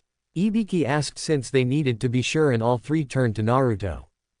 Well, for one, he's taken the Chunin exams 7 times now. Naruto stated, making them widen their eyes in shock, since no one took the exams that many times without something being seriously wrong. Ibiki quickly got his file and looked it over, he's right, all 7 times he made it past the second exam and then suddenly just quit claiming he had no more chakra to go on. It also shows that he's been staying by the hospital and hasn't been out on many missions besides C-rank border patrols. Ibiki stated with a scowl, knowing that this had slipped past his notice and it would be easy for Kabuto to get information out of the village because the Hokage sent him outside it. This is serious. Naruto, what other evidence do you have to further your case? Hiruzen stated since they needed as much ammo as possible in order to ensure they got the right person. Well, he also had information on native and foreign shinobi like Gaara, but he had detailed information down to how many of each rank mission they had taken. He knew that Gaara had taken B in a rank missions without even getting a scratch. He knew how many missions Lee had been on, who his teammates were, what their specialties were, and everything else too. Naruto stated, making them all look on in shock and horror since there was no way a genin could access that kind of information without some form of treason occurring. Ibiki, get Kat and her squad and find this boy and his teammates. I want them found, captured, and interrogated, no holds barred. If they can't be captured, then I want them seriously wounded to ensure they can't make it far. If needs be, then eliminate them to keep from reporting to any possible enemies. Hiruzen stated, going into full military mode, making Ibiki nod and was about to leave when Naruto interrupted. Wait. Those sound genin, they smelled of snakes too, and I think Sakura mentioned they worked for Orochimaru when they attacked us in the forest. Naruto stated, making them stiffen in fear. If Orochimaru had a village at his beck and call, then there was no telling how much trouble the Leaf could be in. Get them as well, Ibiki, but do it as quietly as possible and do not tell anyone what you are doing or why. If they ask, tell them it's a Hokage mission and to pry is to be tried with treason. Hiruzen stated, knowing this was indeed serious, especially with Jiraiya sending news about Sound having recruited a lot of missing nin and ronin within the past few months. That could only mean Hiruzen's former student was gearing up for something big. Without wasting a moment, Ibiki was gone to carry out his orders while mentally reminding himself to possibly get Naruto placed in the intelligence corps. If he turned out to be correct on this, then he could have saved countless lives for the village. Hiruzen sat back in his chair and sighed. Not for the first time was he feeling his ever-growing age coming upon him. He then looked at the blonde youth in front of him and couldn't help but see his parents at that age overlapping him. This boy, he may have just yet again performed a service for the village greater than anyone but a few in a room would know. If he keeps this up, he may just take this hat from me himself. Hiruzen thought with a happy smile, knowing Naruto was truly shaping into the shinobi he knew he could become. Naruto, if this information turns out to be accurate, you will be well rewarded and compensated for not only protecting Konoha from an outside threat that could be greater than we know, but also for identifying and removing spies that have been able to hide for too long. Hiruzen stated in his Hokage-like tone and presence, making Naruto chuckle while scratching his head in embarrassment. I like you, kid, you ever need anything let me know. However, don't expect me to take it easy on you any days that I'm still gonna be training you. Enko stated with a sadistic grin and Naruto merely grinned back. I'd be insulted if you did, Enko-sensei. Naruto stated, making Hiruzen chuckle at the two. He truly hoped he got to live long enough to see how much Naruto would grow. 3 days later, 10th day of training. Naruto was walking with Ibiki and Enko in the T.I. Tower doing his next bout of training, the practical kind. He was here to try his hand at breaking a prisoner and getting the information from them. His targets were Zaku Abumi, Kintsuchi, and Yoroi Akato, the 2 remaining sound shinobi, as Dosu was found dead the previous day and one of the spies that couldn't get away from the hospital. As for the others, Masumi Tsurugi was dead from a poison that Kankuro had on his puppet's arms, and Kabuto was in the wind, but every available Anbu was on the lookout for him. Ibiki and Enko both had approached the Hokage about having Naruto do it under supervision. When asked why, they explained not only would it be good experience for Naruto, but it would also help him grow as a shinobi. He had already been on a mission where interrogation was needed and had no idea what to do, so what if it happened again? Kakashi clearly wasn't teaching effectively, and where else would Naruto learn? Better that he try his hand at it in a controlled environment than trying first in the field where screwing up can ruin things. If he made a mistake in the normal interrogation, then it was at least fixable thanks to the medics they had on hand and the experienced interrogators and guards. Hiruzen had relented, but he wanted guards and both of them in place should something go wrong. The two agreed before informing Naruto and telling him to think of ways to extract the information himself while giving him what info they had in the three targets. Ibiki and Anko made it clear they weren't going to help him in getting the information and he had to think of the ways to interrogate them himself. He had agreed and spent the previous 2 days thinking of what he could do to them and what would be most effective against each person. Of course, Naruto's main job was to extract information and get details on what Orochimaru was planning, since it wasn't hard to deduce it was going to take place during the finals for the Chunin exams. While breaking one would be enough, there was the likelihood that each only had a piece of the plan, so having the 3 different accounts would help get a better idea of the whole plan. However, regardless of if he failed or not, it was good practical experience for him. He then stopped at a room where Yoroi was tied down to a chair and Ibiki let him in before closing the door. Ibiki and Anko would be watching and making notes of anything that came out, as well as Naruto's methods, since he could be as cruel or kind as he pleased so long as he got the results and didn't cross a specific line. Naruto walked in and pulled a chair in front of Yoroi. Really? Out of everyone in this piece of shit village that they could have sent, they sent the loudmouth ninja wannabe from the Chunin exams. Yoroi mocked before he was forced to turn his head as Naruto backhanded him, making him lose a few teeth. "You don't talk unless I ask you a question," Naruto stated coldly as he sat in his chair in front of Yoroi. "Now let's make something clear. You're a traitor to my village, which means I have carte blanche to do whatever I please to get you to talk, and I know how to do so while being painful about it," Naruto stated, knowing that he had to be serious and cold right now since the safety of the village was at stake. "Now, you're going to answer my questions about what Orochimaru is planning, and before you say you're not going to answer," Naruto stated before stabbing Yoroi in the foot, making him yell in pain. Naruto then placed his hands on the arms of the chair and looked at him. "I will get the information from you, whether you decide to cooperate with me right away or not," Naruto stated before Yoroi started chuckling before laughing as he grabbed Naruto's wrists with his hands. "Let's see how talkative you are when you don't have any chakra," Yoroi stated with a dark grin, knowing he'd tried to pull away and thus help Yoroi get free of the chair. His plan was trashed, however, when Naruto started laughing. "You think I'm worried about you stealing my chakra? You're mistaken. I have enough chakra that I could stand here all day and not feel tired at all, but I won't need to since you're just going to harm yourself doing this," Naruto stated with a dark smirk, making Yoroi frown in confusion before he screamed as his arms started to feel like they were on fire. What is this?" Yoroi screamed in agony and Naruto just smirked. "Apparently Kabuto or Orochimaru didn't tell you just who I am," Naruto stated before leaning into his ear. "I'm the Jinchuriki of the Kyuubi," Naruto stated, making him stiffen and widen his eyes in horror. "My seal slowly puts Kyuubi's chakra into my own to be absorbed and changed into my own, but it takes time to do that and your body isn't accustomed to Ebiju's chakra.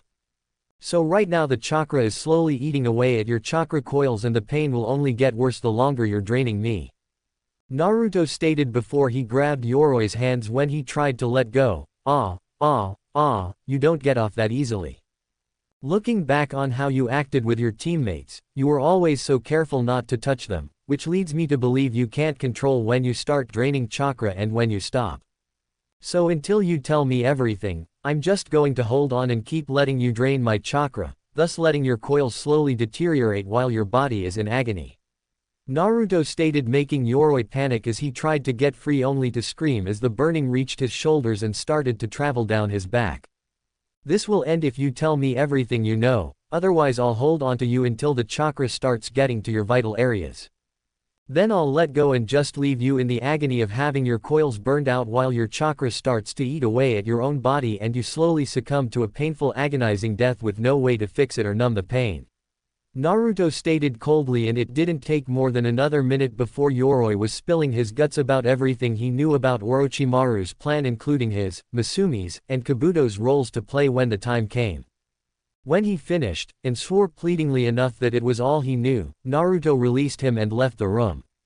However, no sooner did he close the door did he rush to the nearest trash can and empty his stomach. It felt wrong and somewhat sickening to do that and mean it, but Naruto knew he had to since part of his career choice was interrogation, assassination, torture, resisting torture, and other dark aspects that civilians were better off not knowing about. He caught his breath as he felt a hand on his shoulder and turned to see Ibiki there holding a handkerchief, which Naruto took and wiped his mouth and face with. First one's always rough. Anyone tells you differently is a liar. Just take it one step at a time and you'll start being able to stomach it better, but you'll never truly be numb to it. Ibiki stated, making Naruto nod before he took a cup of water and splashed his face a bit with it to help him relax a bit. Once he was settled, he was led to Zaku's room while still hearing Yoroi screaming in pain from what the bit of Kyuubi's chakra had already done. Entering the room, he could see Zaku was already in rough shape since his arms couldn't be reattached and the nerve damage was making him be in constant pain. Of course, since being there, he had received no medication for the pain and it was only making him move in the chair more. I see you're settled in nicely. Naruto stated, going to a table where a cloth over an item lay. Fuck you, Konoha trash. Zaku snarled before hissing in pain at the movement causing his stumps to hurt. Yeah, save the tough guy act for someone who cares. Let's just cut to the chase of things, shall we? I know you work for Orochimaru, I know he has something planned concerning the finals of the Chunin exams, and I know he sent your team to test Sasuke after getting the curse mark, meaning you were just cannon fodder for him. Naruto stated, bringing the object and cloth with him as he sat in front of Zaku. Now, what I want to know is what he has planned and what he's going to do specifically, since your ally Yoroi didn't have all the specifics, and from what you can hear he wasn't treated nicely before he talked. Naruto stated, making Zaku scowl, but there was some fear in his eyes since he had heard how Yoroi was said to be fearless and had a high tolerance for pain thanks to Kabuto. I don't care if you kill me, I'll never tell you anything. Zulu stated, making Naruto chuckle before laughing. Kill you? Oh no, I'm not going to kill you, that would be too merciful. Naruto stated before looking darkly at Zaku. No, I'm going to use this for some of it. Naruto stated, removing the cloth, making Zaku's eyes widen since it was Dosu's melody arm. You bastard, you killed Dosu. Zaku shouted before grunting as his stumps flared up. No, I didn't. Apparently he had a bone to pick with Tsuna's Jinchuriki and died because of it. Naruto stated, making Zaku stiffen since he knew who that was. But back to your troubles, we've studied this and know the basic workings. What I'm going to do with it is connect it to your chair so that every time you move it will send a chime that will not only cause excruciating pain, but will make your brain start making the nerve endings flare up, causing greater pain. Naruto stated, making Zaku pale slightly. Who said that was all there was to it? Naruto stated, making Zaku resist the urge to gulp. The whole time this is set up, I'm going to be having one of our specialists cut off the rest of your arms, then your toes, your feet, then your legs, then we'll take your eyes, your nose, and your tongue. But not your ears. Oh no, that wouldn't do. After we stabilize you and ensure you're not going to die of infection or anything, I'm going to have you transported to a town in Fire Country asking people to take care of you and compensating them. However, the whole time you'll have to hear people talk about that thing, how that thing used to be a person, what happened to that thing to make them that way, what could have happened to that thing, look it's that thing, and so on and so on. I'll have a ninja come by to check and see if you want to talk, and if not we just move you to a new town where you'll have to hear it all again and again, since I can use this little trinket to make sure you hear every single detail and word spoken about you, but you'll never be able to do anything about it. Then, once you've broken and told me everything, will I be merciful and kill you? But if the info is wrong or becomes useless, then I'll leave you like you are for the rest of your life as you drive yourself mad hearing everything. Naruto threatened, making Zaku pale considerably while looking sick at the thought of that. Needless to say, Zaku quickly spilled his guts, figuratively, as being in prison was better than that. Ibiki took down everything since Anko was, well, I think I'm in love. Anko shouted with hearts in her eyes. What she had witnessed was so cruel, sadistic, and unnecessarily brutal that it made Anko's heart skip a few beats and her body to heat up. She'd definitely be spending time helping Naruto now, if only to see if his stamina related to other matters too.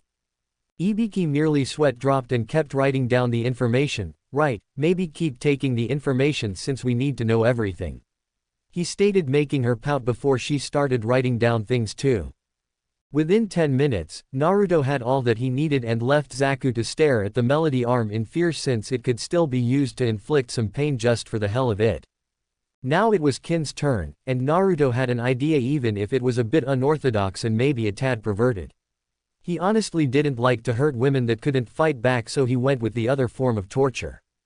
Entering the room, he held down a blush since unlike the other two, Kin was in her underwear, which were both black and showed her budding figure, and nothing else. The reason being because kunoichi typically had more areas to hide things with than males did. He also idly noted that she was a C-cup. Looking up, she snarled at him, already guessing he was her interrogator torturer. "I see they made you comfortable," Naruto stated before going and grabbing a tray covered by a cloth before moving to sit in front of Kin. "Do your worst, pervert. I can take pain and torture," Kin stayed, making Naruto shrug. "Torture will happen, but it's not gonna be painful," Naruto stated, making Kin stiffen and narrow her eyes. "Fuck you, bastard. I'll bite my own tongue off before I let you rape me," Kin stated before she was slapped hard and helped by the throat. Kin looked up and shivered in fear, seeing the dark look in Naruto's eyes as well as them flashing red for a second. "Let's make one thing perfectly clear, I do not rape women. Is that clear?" Naruto growled out, and Kin mutely nodded her head before Naruto let her go. "Good. As for your torture, don't worry, neither myself or anyone else is going to lay a finger on you while I'm interrogating, but you'll still be enjoying it," Naruto stated, making her frown in confusion before Naruto took the cloth off the tray. Those are my bells," Kin exclaimed in shock while seeing there was something else on them that looked like weird scribbled lines. "Correction, they were your bells. After examining them and then working out how they operate, I had 2 teachers of mine help me change them to suit the need I have," Naruto stated as he took the bells attached to Senbon and stabbed them at different spots in the chair before sitting and showing he had ninja wire connected to the bells in his fingers. "So what? You're going to put me in a pain illusion?" Kin asked, not seeing what the big deal is. Naruto's reply was merely to smirk before he flexed his fingers, causing the bells to jingle. Immediately, Kin jolted in the chair with a squeal as her panties got wet and her nipples hardened. Enko and Ibiki were both surprised at the reaction since they didn't know what Naruto had planned, just that he did in fact have a plan. What was that?" Kin panted as her whole body was hit with a wave of pleasure the moment she heard the bells ring. "Oh, with the help of my teachers, I reversed the effects of your bells. Instead of pain, they give pleasure by taking some of my chakra and sending it to your brain via sound waves. It's only hitting you even harder since it turns out, my chakra is actually a body stimulant close to that of an aphrodisiac, so it has even greater effects on women," Naruto stated as he jingled them again, making Kin release a long moan. "And depending how hard I make them jingle in the order, then the various levels of pleasure you receive," Naruto stated as he jingled them again. And how is this torture?" Kin asked, panting with a blush on her face. "Simple, the bells are also wired so that no matter how much pleasure they give, you'll never be allowed release," Naruto stated, smiling as Kin looked at him in horror. "Yup, I can give you as much pleasure as possible, but that not an itch you feel will never go away. Stuck in a perpetual aroused state with no hope of achieving orgasm," Naruto stated, making Kin pale considerably. "Also, before you go thinking that I'll be affected, the bells have a range limiter applied to them. Nothing outside of a foot radius is affected by them. Meaning I can sit here all day relaxing as the bells ring and you get pushed to the edge of orgasm, but never able to achieve it," Naruto stated as he jingled the bells another 3 times. On the outside, both Ibiki and Enko were shocked at the plan Naruto had created, since both male and female prisoners could be affected by that trick. "Kid's going to make our jobs easier than before. Can't wait to see what he cooks up later," Ibiki stated, making Enko nod. Said woman was also in a daze, thinking of the other uses for those bells, specifically the bedroom uses. Whether on the receiving end or not, those bells could be a lot of fun. She also made a note to ask where he got the idea from. After about 5 minutes, Kin was a panting mess. Her panties were completely soaked and her nipples felt like they'd tear through her bra at any second. It didn't help that, whether it was intentional or not, the bells were making her mind picture Naruto actually touching her and making her feel the pleasure. What she didn't know was that the bells weren't doing that at all. It was her own mind doing that. both because she wouldn't mind and because it was trying to justify the pleasure it was receiving. Naruto then stood and walked over to a few water bottles and brought one over.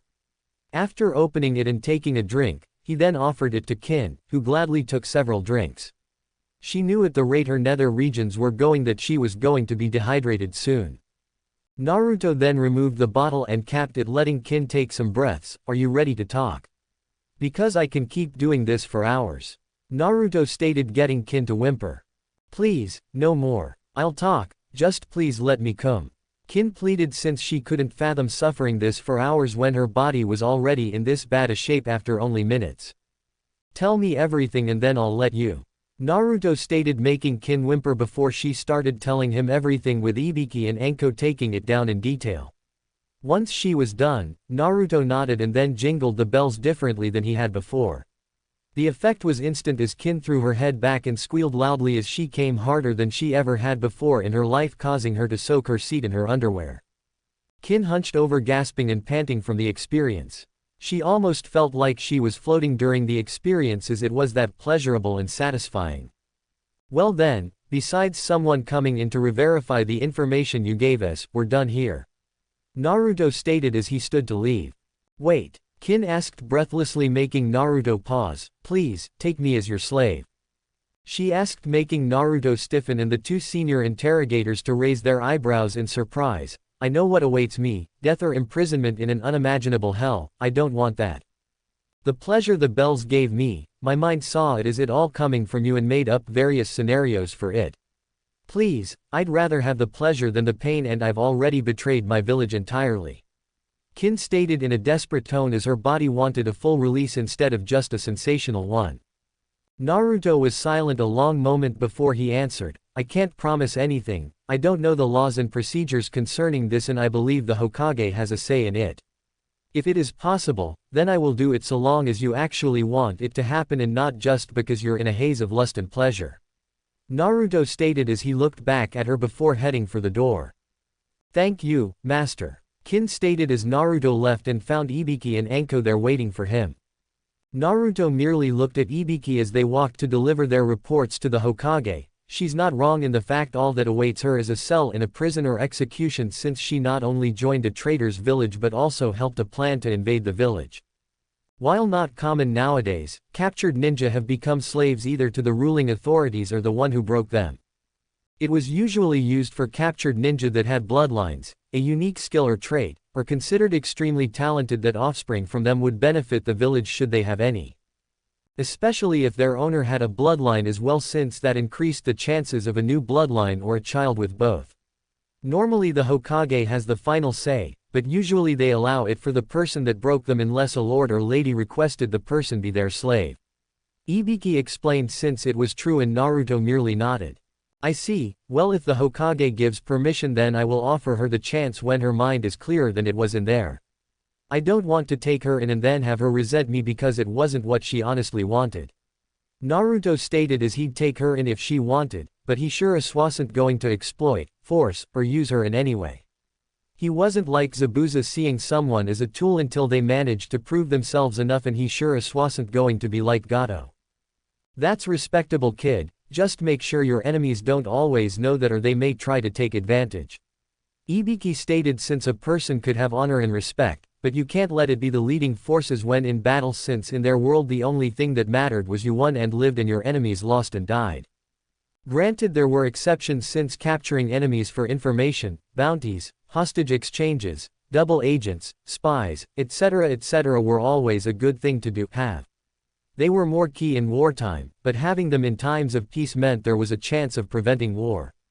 Ibiki broke from his musings as Naruto nodded. "I know, Ibiki-sensei," Naruto stated, making Ibiki nod as they walked before Anko chimed in. "By the way, kid, where did you come up with that torture for Kin?" Anko asked, and Naruto chuckled slightly while scratching the back of his head. "I had help from Jiraiya-sensei and Kurenai-sensei. I had the idea when I heard some women complaining that their partners were torturing them by never letting them finish. I hadn't fully understood what they meant until later, but I figured it out and then asked Jiraiya and Kurenai for help in making the bells able to do that for the genjutsu 2 days ago. Jiraiya made seals and Kurenai helped figure it out for genjutsu related, thus the final product. Naruto stated making them blink a bit since it was an ingenious way to use the genjutsu since it was bulked up by the seals. Okay, just one more thing, any chance I could get my own set to play with? Enko stated, then asked with a grin, making Naruto and Ibiki sweat drop. I guess, I'd need Jiraiya to make another batch of the bells though. Naruto stated, making Enko grin as they entered the office seeing Hiruzen and Jiraiya there. The three then lost all relaxation and faced the Hokage seriously. Sir, we have a serious problem. Ibiki stated before they gave the three detailed reports on the matter at hand as well as the situation Naruto just found himself in. By the end of it, Hiruzen looked and felt a decade older. I'm seriously getting way too old for this shit. Hiruzen stated, getting chuckles from the others. You could always hand the hat over to me now, Gramps. Naruto stated with a grin, making Hiruzen chuckle. Sorry Naruto, while you are indeed improving and getting closer to that goal, you are still a ways off from getting the hat. Hiruzen stated, making Naruto pout slightly, getting more chuckles from the group. Hiruzen then straightened himself and grew serious. Regardless, I want all Anbu recalled to the village and heavier patrols. I also will want extra members disguised around the nobles and civilians. Jiraiya, the snake summons will be your primary concern. Hiruzen ordered, going into full Hokage mode. Jiraiya nodded, got it, but I'd also like to enlist Naruto and his clones in setting up a trap field outside and inside the village. The kid nearly took my head and my arm when I tested him in trap making, and I can only imagine what he'll do if we give him better supplies. Jiraiya stated, making them raise an eyebrow and look at Naruto. Hehe, my pranks kind of gave me an in-depth knowledge of wires, subtlety, intricacy, and layers of attacks. Naruto chuckled slightly, scratching the back of his head. Very well, Naruto, you will have a few days before the finals to set up the outside traps. The inner traps will have to be done during the finals when we can have those not attending moved away from any potential fighting. Jiraiya, you work with him on the layouts since we can have our forces lead the enemy into the traps as well as know how to avoid them. Hiruzen stated, making the two nod before more specifics were discussed. 4 days later, 14th day. Naruto quickly moved his weapon to parry the attack aimed at him by his sparring partner and then quickly pressed the attack back, pushing it into a deadlock. Said opponent was a beautiful woman with purple hair and rust-colored eyes. This was Yugao Azuki, Anbu squad leader and swordswoman of the village and Naruto's sword trainer. While Jiraiya was away, he had stopped in Wave Country and heard about what Naruto had done. However, he also knew about certain traditions and rules the 7 swordsmen lived under. With that in mind, he explained some things to the people of Wave and they gladly helped move the 2 graves to within Wave's borders and had 2 proper headstones crafted and put in place while Jiraiya took the sword to give to Naruto. It was in the written report by Sakura, Tazuna, Kakashi, and Naruto himself that Zabuza stated Naruto had beaten him regardless of if Kakashi had wounded him or Gato's thugs had killed him. Because of this, under tradition and code followed by the 7 swordsmen, the Kubikiribocho belonged to Naruto now. Naruto had objected at first until Jiraiya informed him of the traditions and the fact that someone at any time could just walk up and take the blade. Meaning that Zabuza's blade could end up in the hands of someone who wouldn't respect it like it deserved. Naruto had relented at that and began practicing with it while Jiraiya worked on something to help giving him more options in a fight. Which partly led to the current situation as Jiraiya has had a seal engraved into the blade to allow it to shift in size. It could be its large and intimidating Zanbato appearance, or it could shift down to the length of a katana or even further to that of a knife. This was for practicality as well as usage, since if Naruto was in a tight corridor or in close proximity to allies then the sword would be near useless, but if it could change size then he could use it regardless of the setting or situation. The one thing Naruto had requested with the seal was that the weight of it wouldn't change unless he put some chakra into it. He didn't want to risk losing it while in the short version to an enemy, but if the shortened blade still weighed the same then it would be hard for an enemy to steal it. Plus the added bonus of swinging it while light then increasing the weight upon contact would be hard to match and fight off. Which now leads us to here and now with Naruto training, sparring against Yugao when she wasn't on duty. Yugao had been happy to train Naruto since few ninja had a weapon of their own let alone took up the sword. She also hadn't had an apprentice before, and from the reports the Hokage was getting, she wasn't sure if there was someone better than Naruto to have as an apprentice. The first day she had him perform stances and basic swings before having him do them over and over again till he could do them on near reflex, which wasn't hard because of the shadow clones. After that she started helping him with more advanced attacks and forms leading up to now with them clashing blades on near equal ground. It was nearly equal since Naruto had the strength and speed, but Yugao had the experience, finesse, and mastery of the weapon on her side. As usual though, the battle was proving to be too close for either to get a significant advantage over the other. Yugao could handle his attacks better, but Naruto could power through hers, making them nearly evenly matched since Naruto still had stamina to spare while Yugao would get winded soon. The two finally called it a draw and sat down taking a breather. "You've improved a lot, Naruto. To think less than a week ago you could barely handle the sword and now you're fighting me to near equal ground," Yugao stated, though there was more pride than jealousy since Naruto was essentially putting years of hard work into his training through the shadow clones. He just happened to get the payoff faster than people normally did.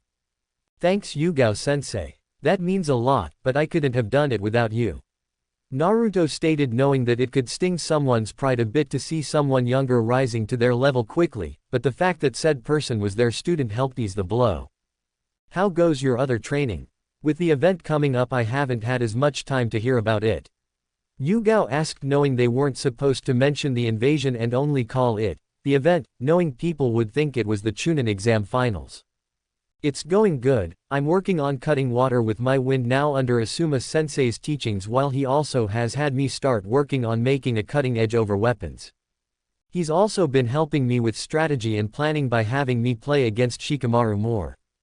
Gai-sensei says I'm progressing well with the Ichani fighting style and should be able to start the basics of Wing Chun soon.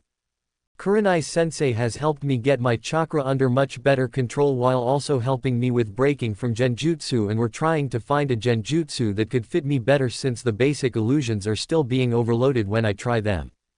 Ibiki-sensei has been helping me grow my knowledge base while also teaching me how to get information both directly and subtly.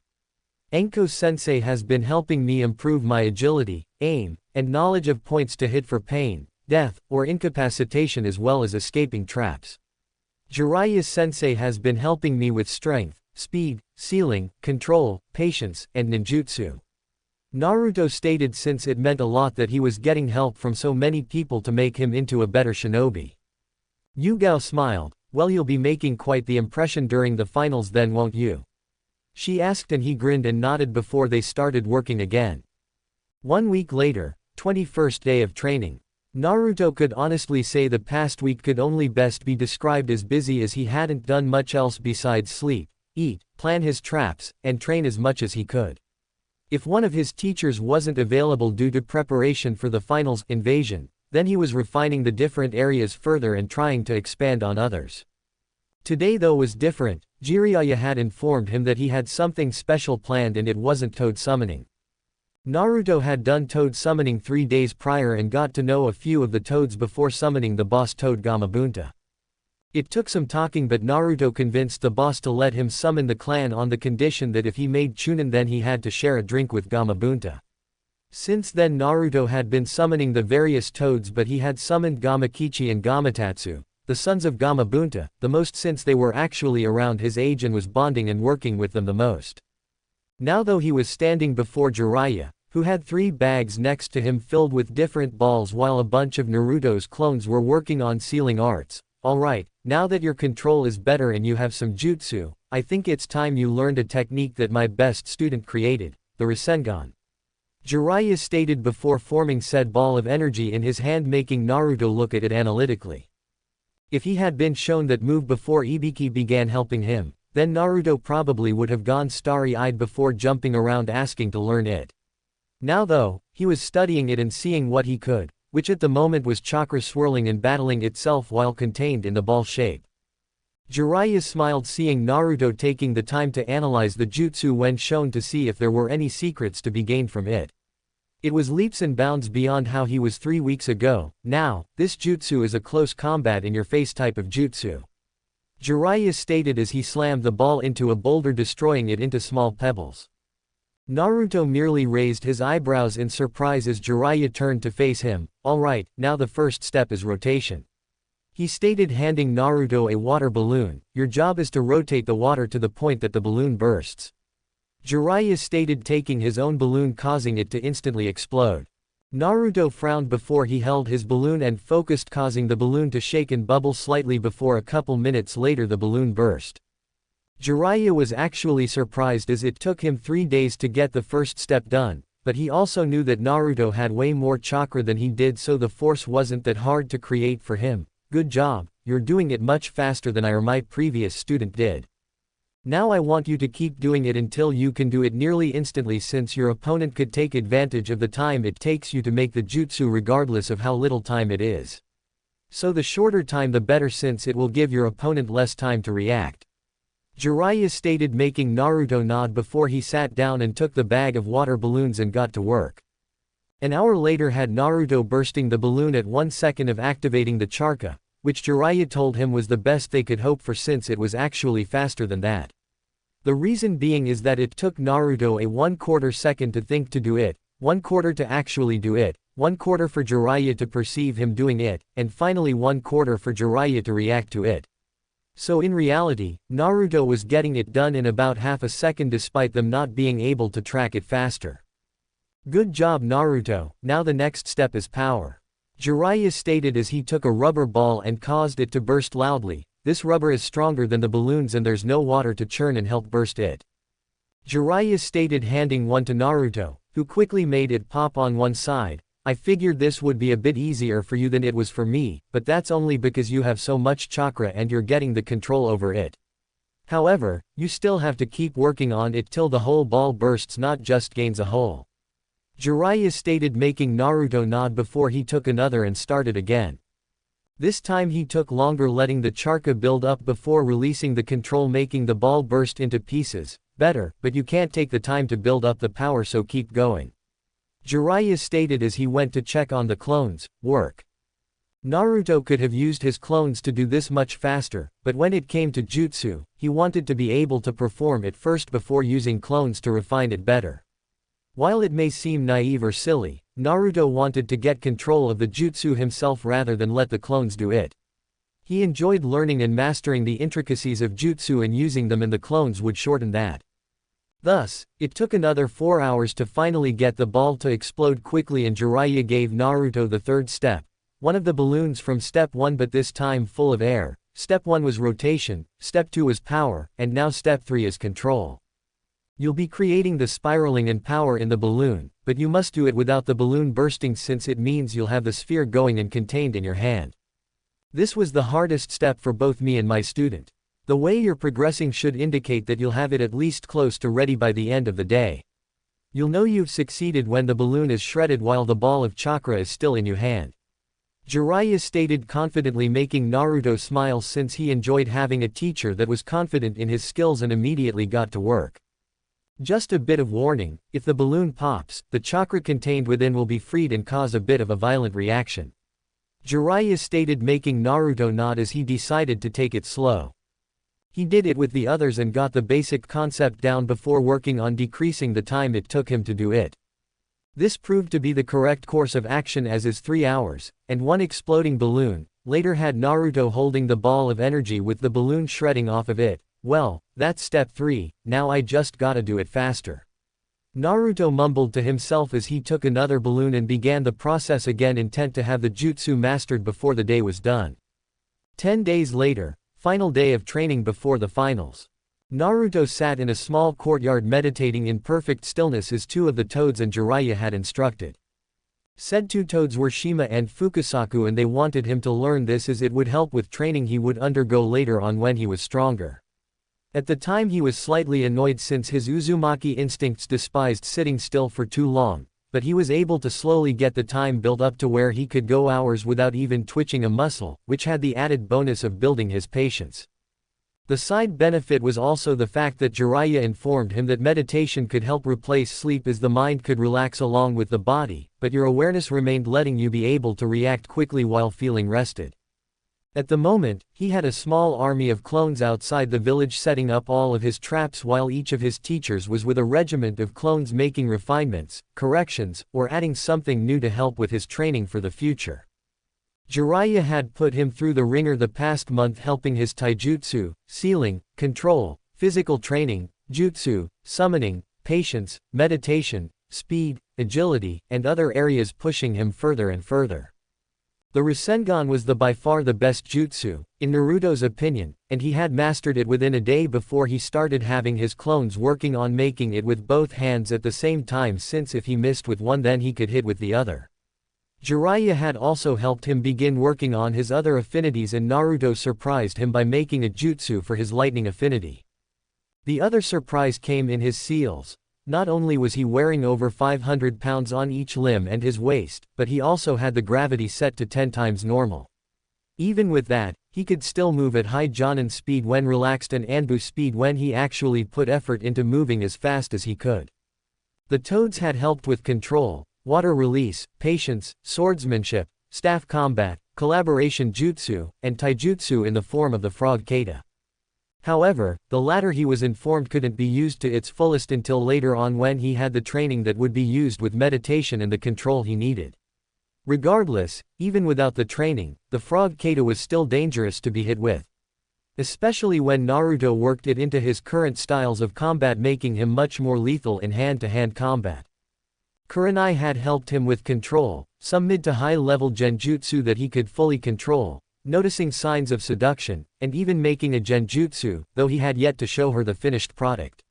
He had in turn helped her improve her taijutsu both to help her and as thanks for everything she had done. Kurenai had thanked him and given him a kiss on the cheek as well. Enko had helped with his accuracy as well as learning to throw Senbon with deadly or incapacitating accuracy. She also covered points to cause pain, death, and incapacitation while helping with his agility, flexibility, and taijutsu.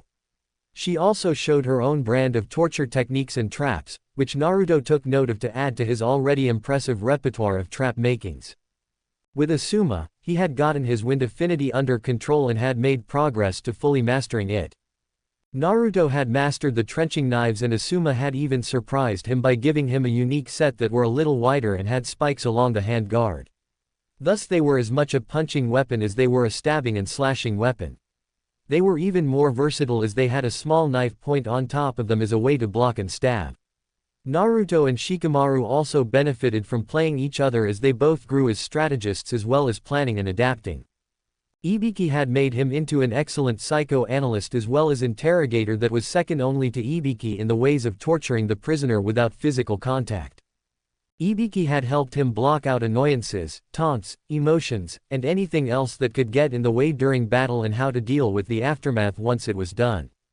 He had also helped heal some of the psychological wounds Naruto had suffered at the hands of the village, since one could only be treated as a nuisance, less than human, something that shouldn't be in the village, or as a threat while being glared at constantly without having some form of wounds to you both psychologically and emotionally. It had actually made Ibiki want to drag half the village in and see how they liked psychological trauma being done to them and not being able to do anything about it. Anyway, Ibiki had also helped him with his method of taking pain and blocking it out, which was actually helping him with some of his taijutsu training since Guy found another taijutsu that would fit him.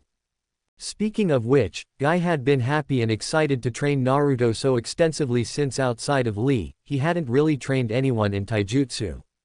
Naruto had mastered the Ichani style and had gained the experience to use it through his clones fighting him, more clones, and Guy.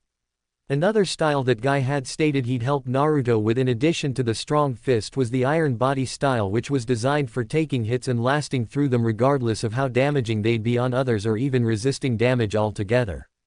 It also focused on powerful strikes that could drop an opponent with one hit. In addition to that, through the Ichani style, he had learned parts of the Wing Chun and had used scrolls provided by Guy to fill in the gaps and was even learning weapons for the two styles. His Ichani training came with staff combat, which helped him with the toads since he learned to use a Sasumata staff from them. He preferred the small pitchfork trident head than the hammerhead or the wide fork style that was used for pinning pushing. It also had the benefit of being made from a kanabo, so even if he couldn't hit with the head, the shaft would hurt like hell if not kill. It even had a holder ring at the end to allow for increased range and swinging power. Wing Chun also had bow staff combat, but the harder weapon were the butterfly swords.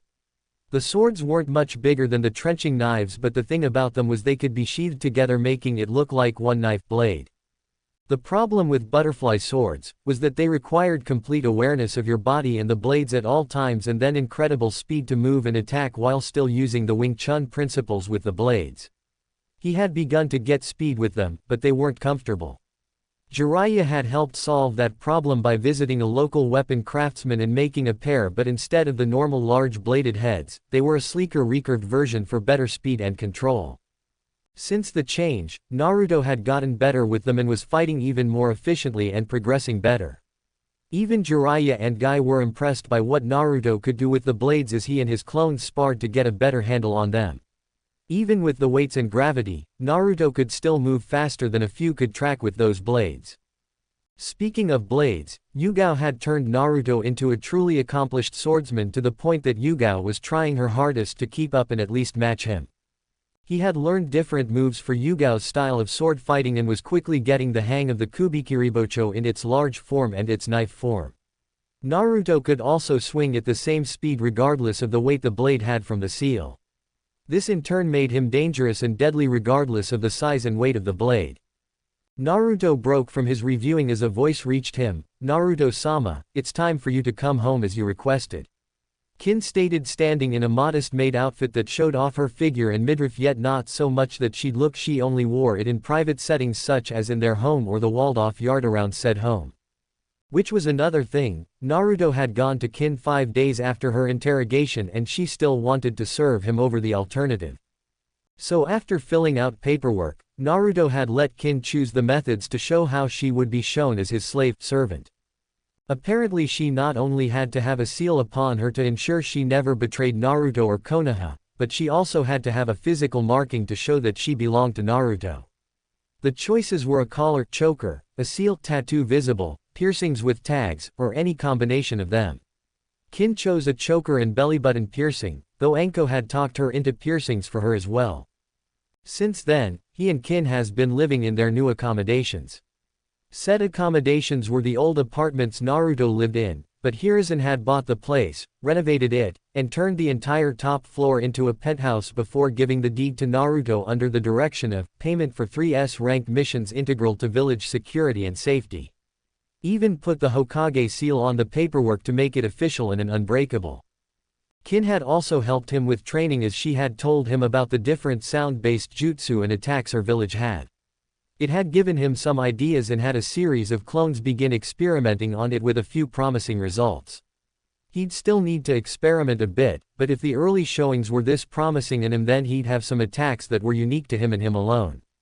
Shaking those thoughts away, Naruto stood and smiled at his roommate servant since Kin refused not to stay in the penthouse with him. "Thank you, Kin, let's head home. We've got a big day tomorrow," Naruto stated, making her smile and nod as the two walked back to the complex. Tomorrow, Naruto had a tournament and a war to win. And he'd ensure all of his opponents knew his wrath. Deep within Naruto, a certain fox watched with interest.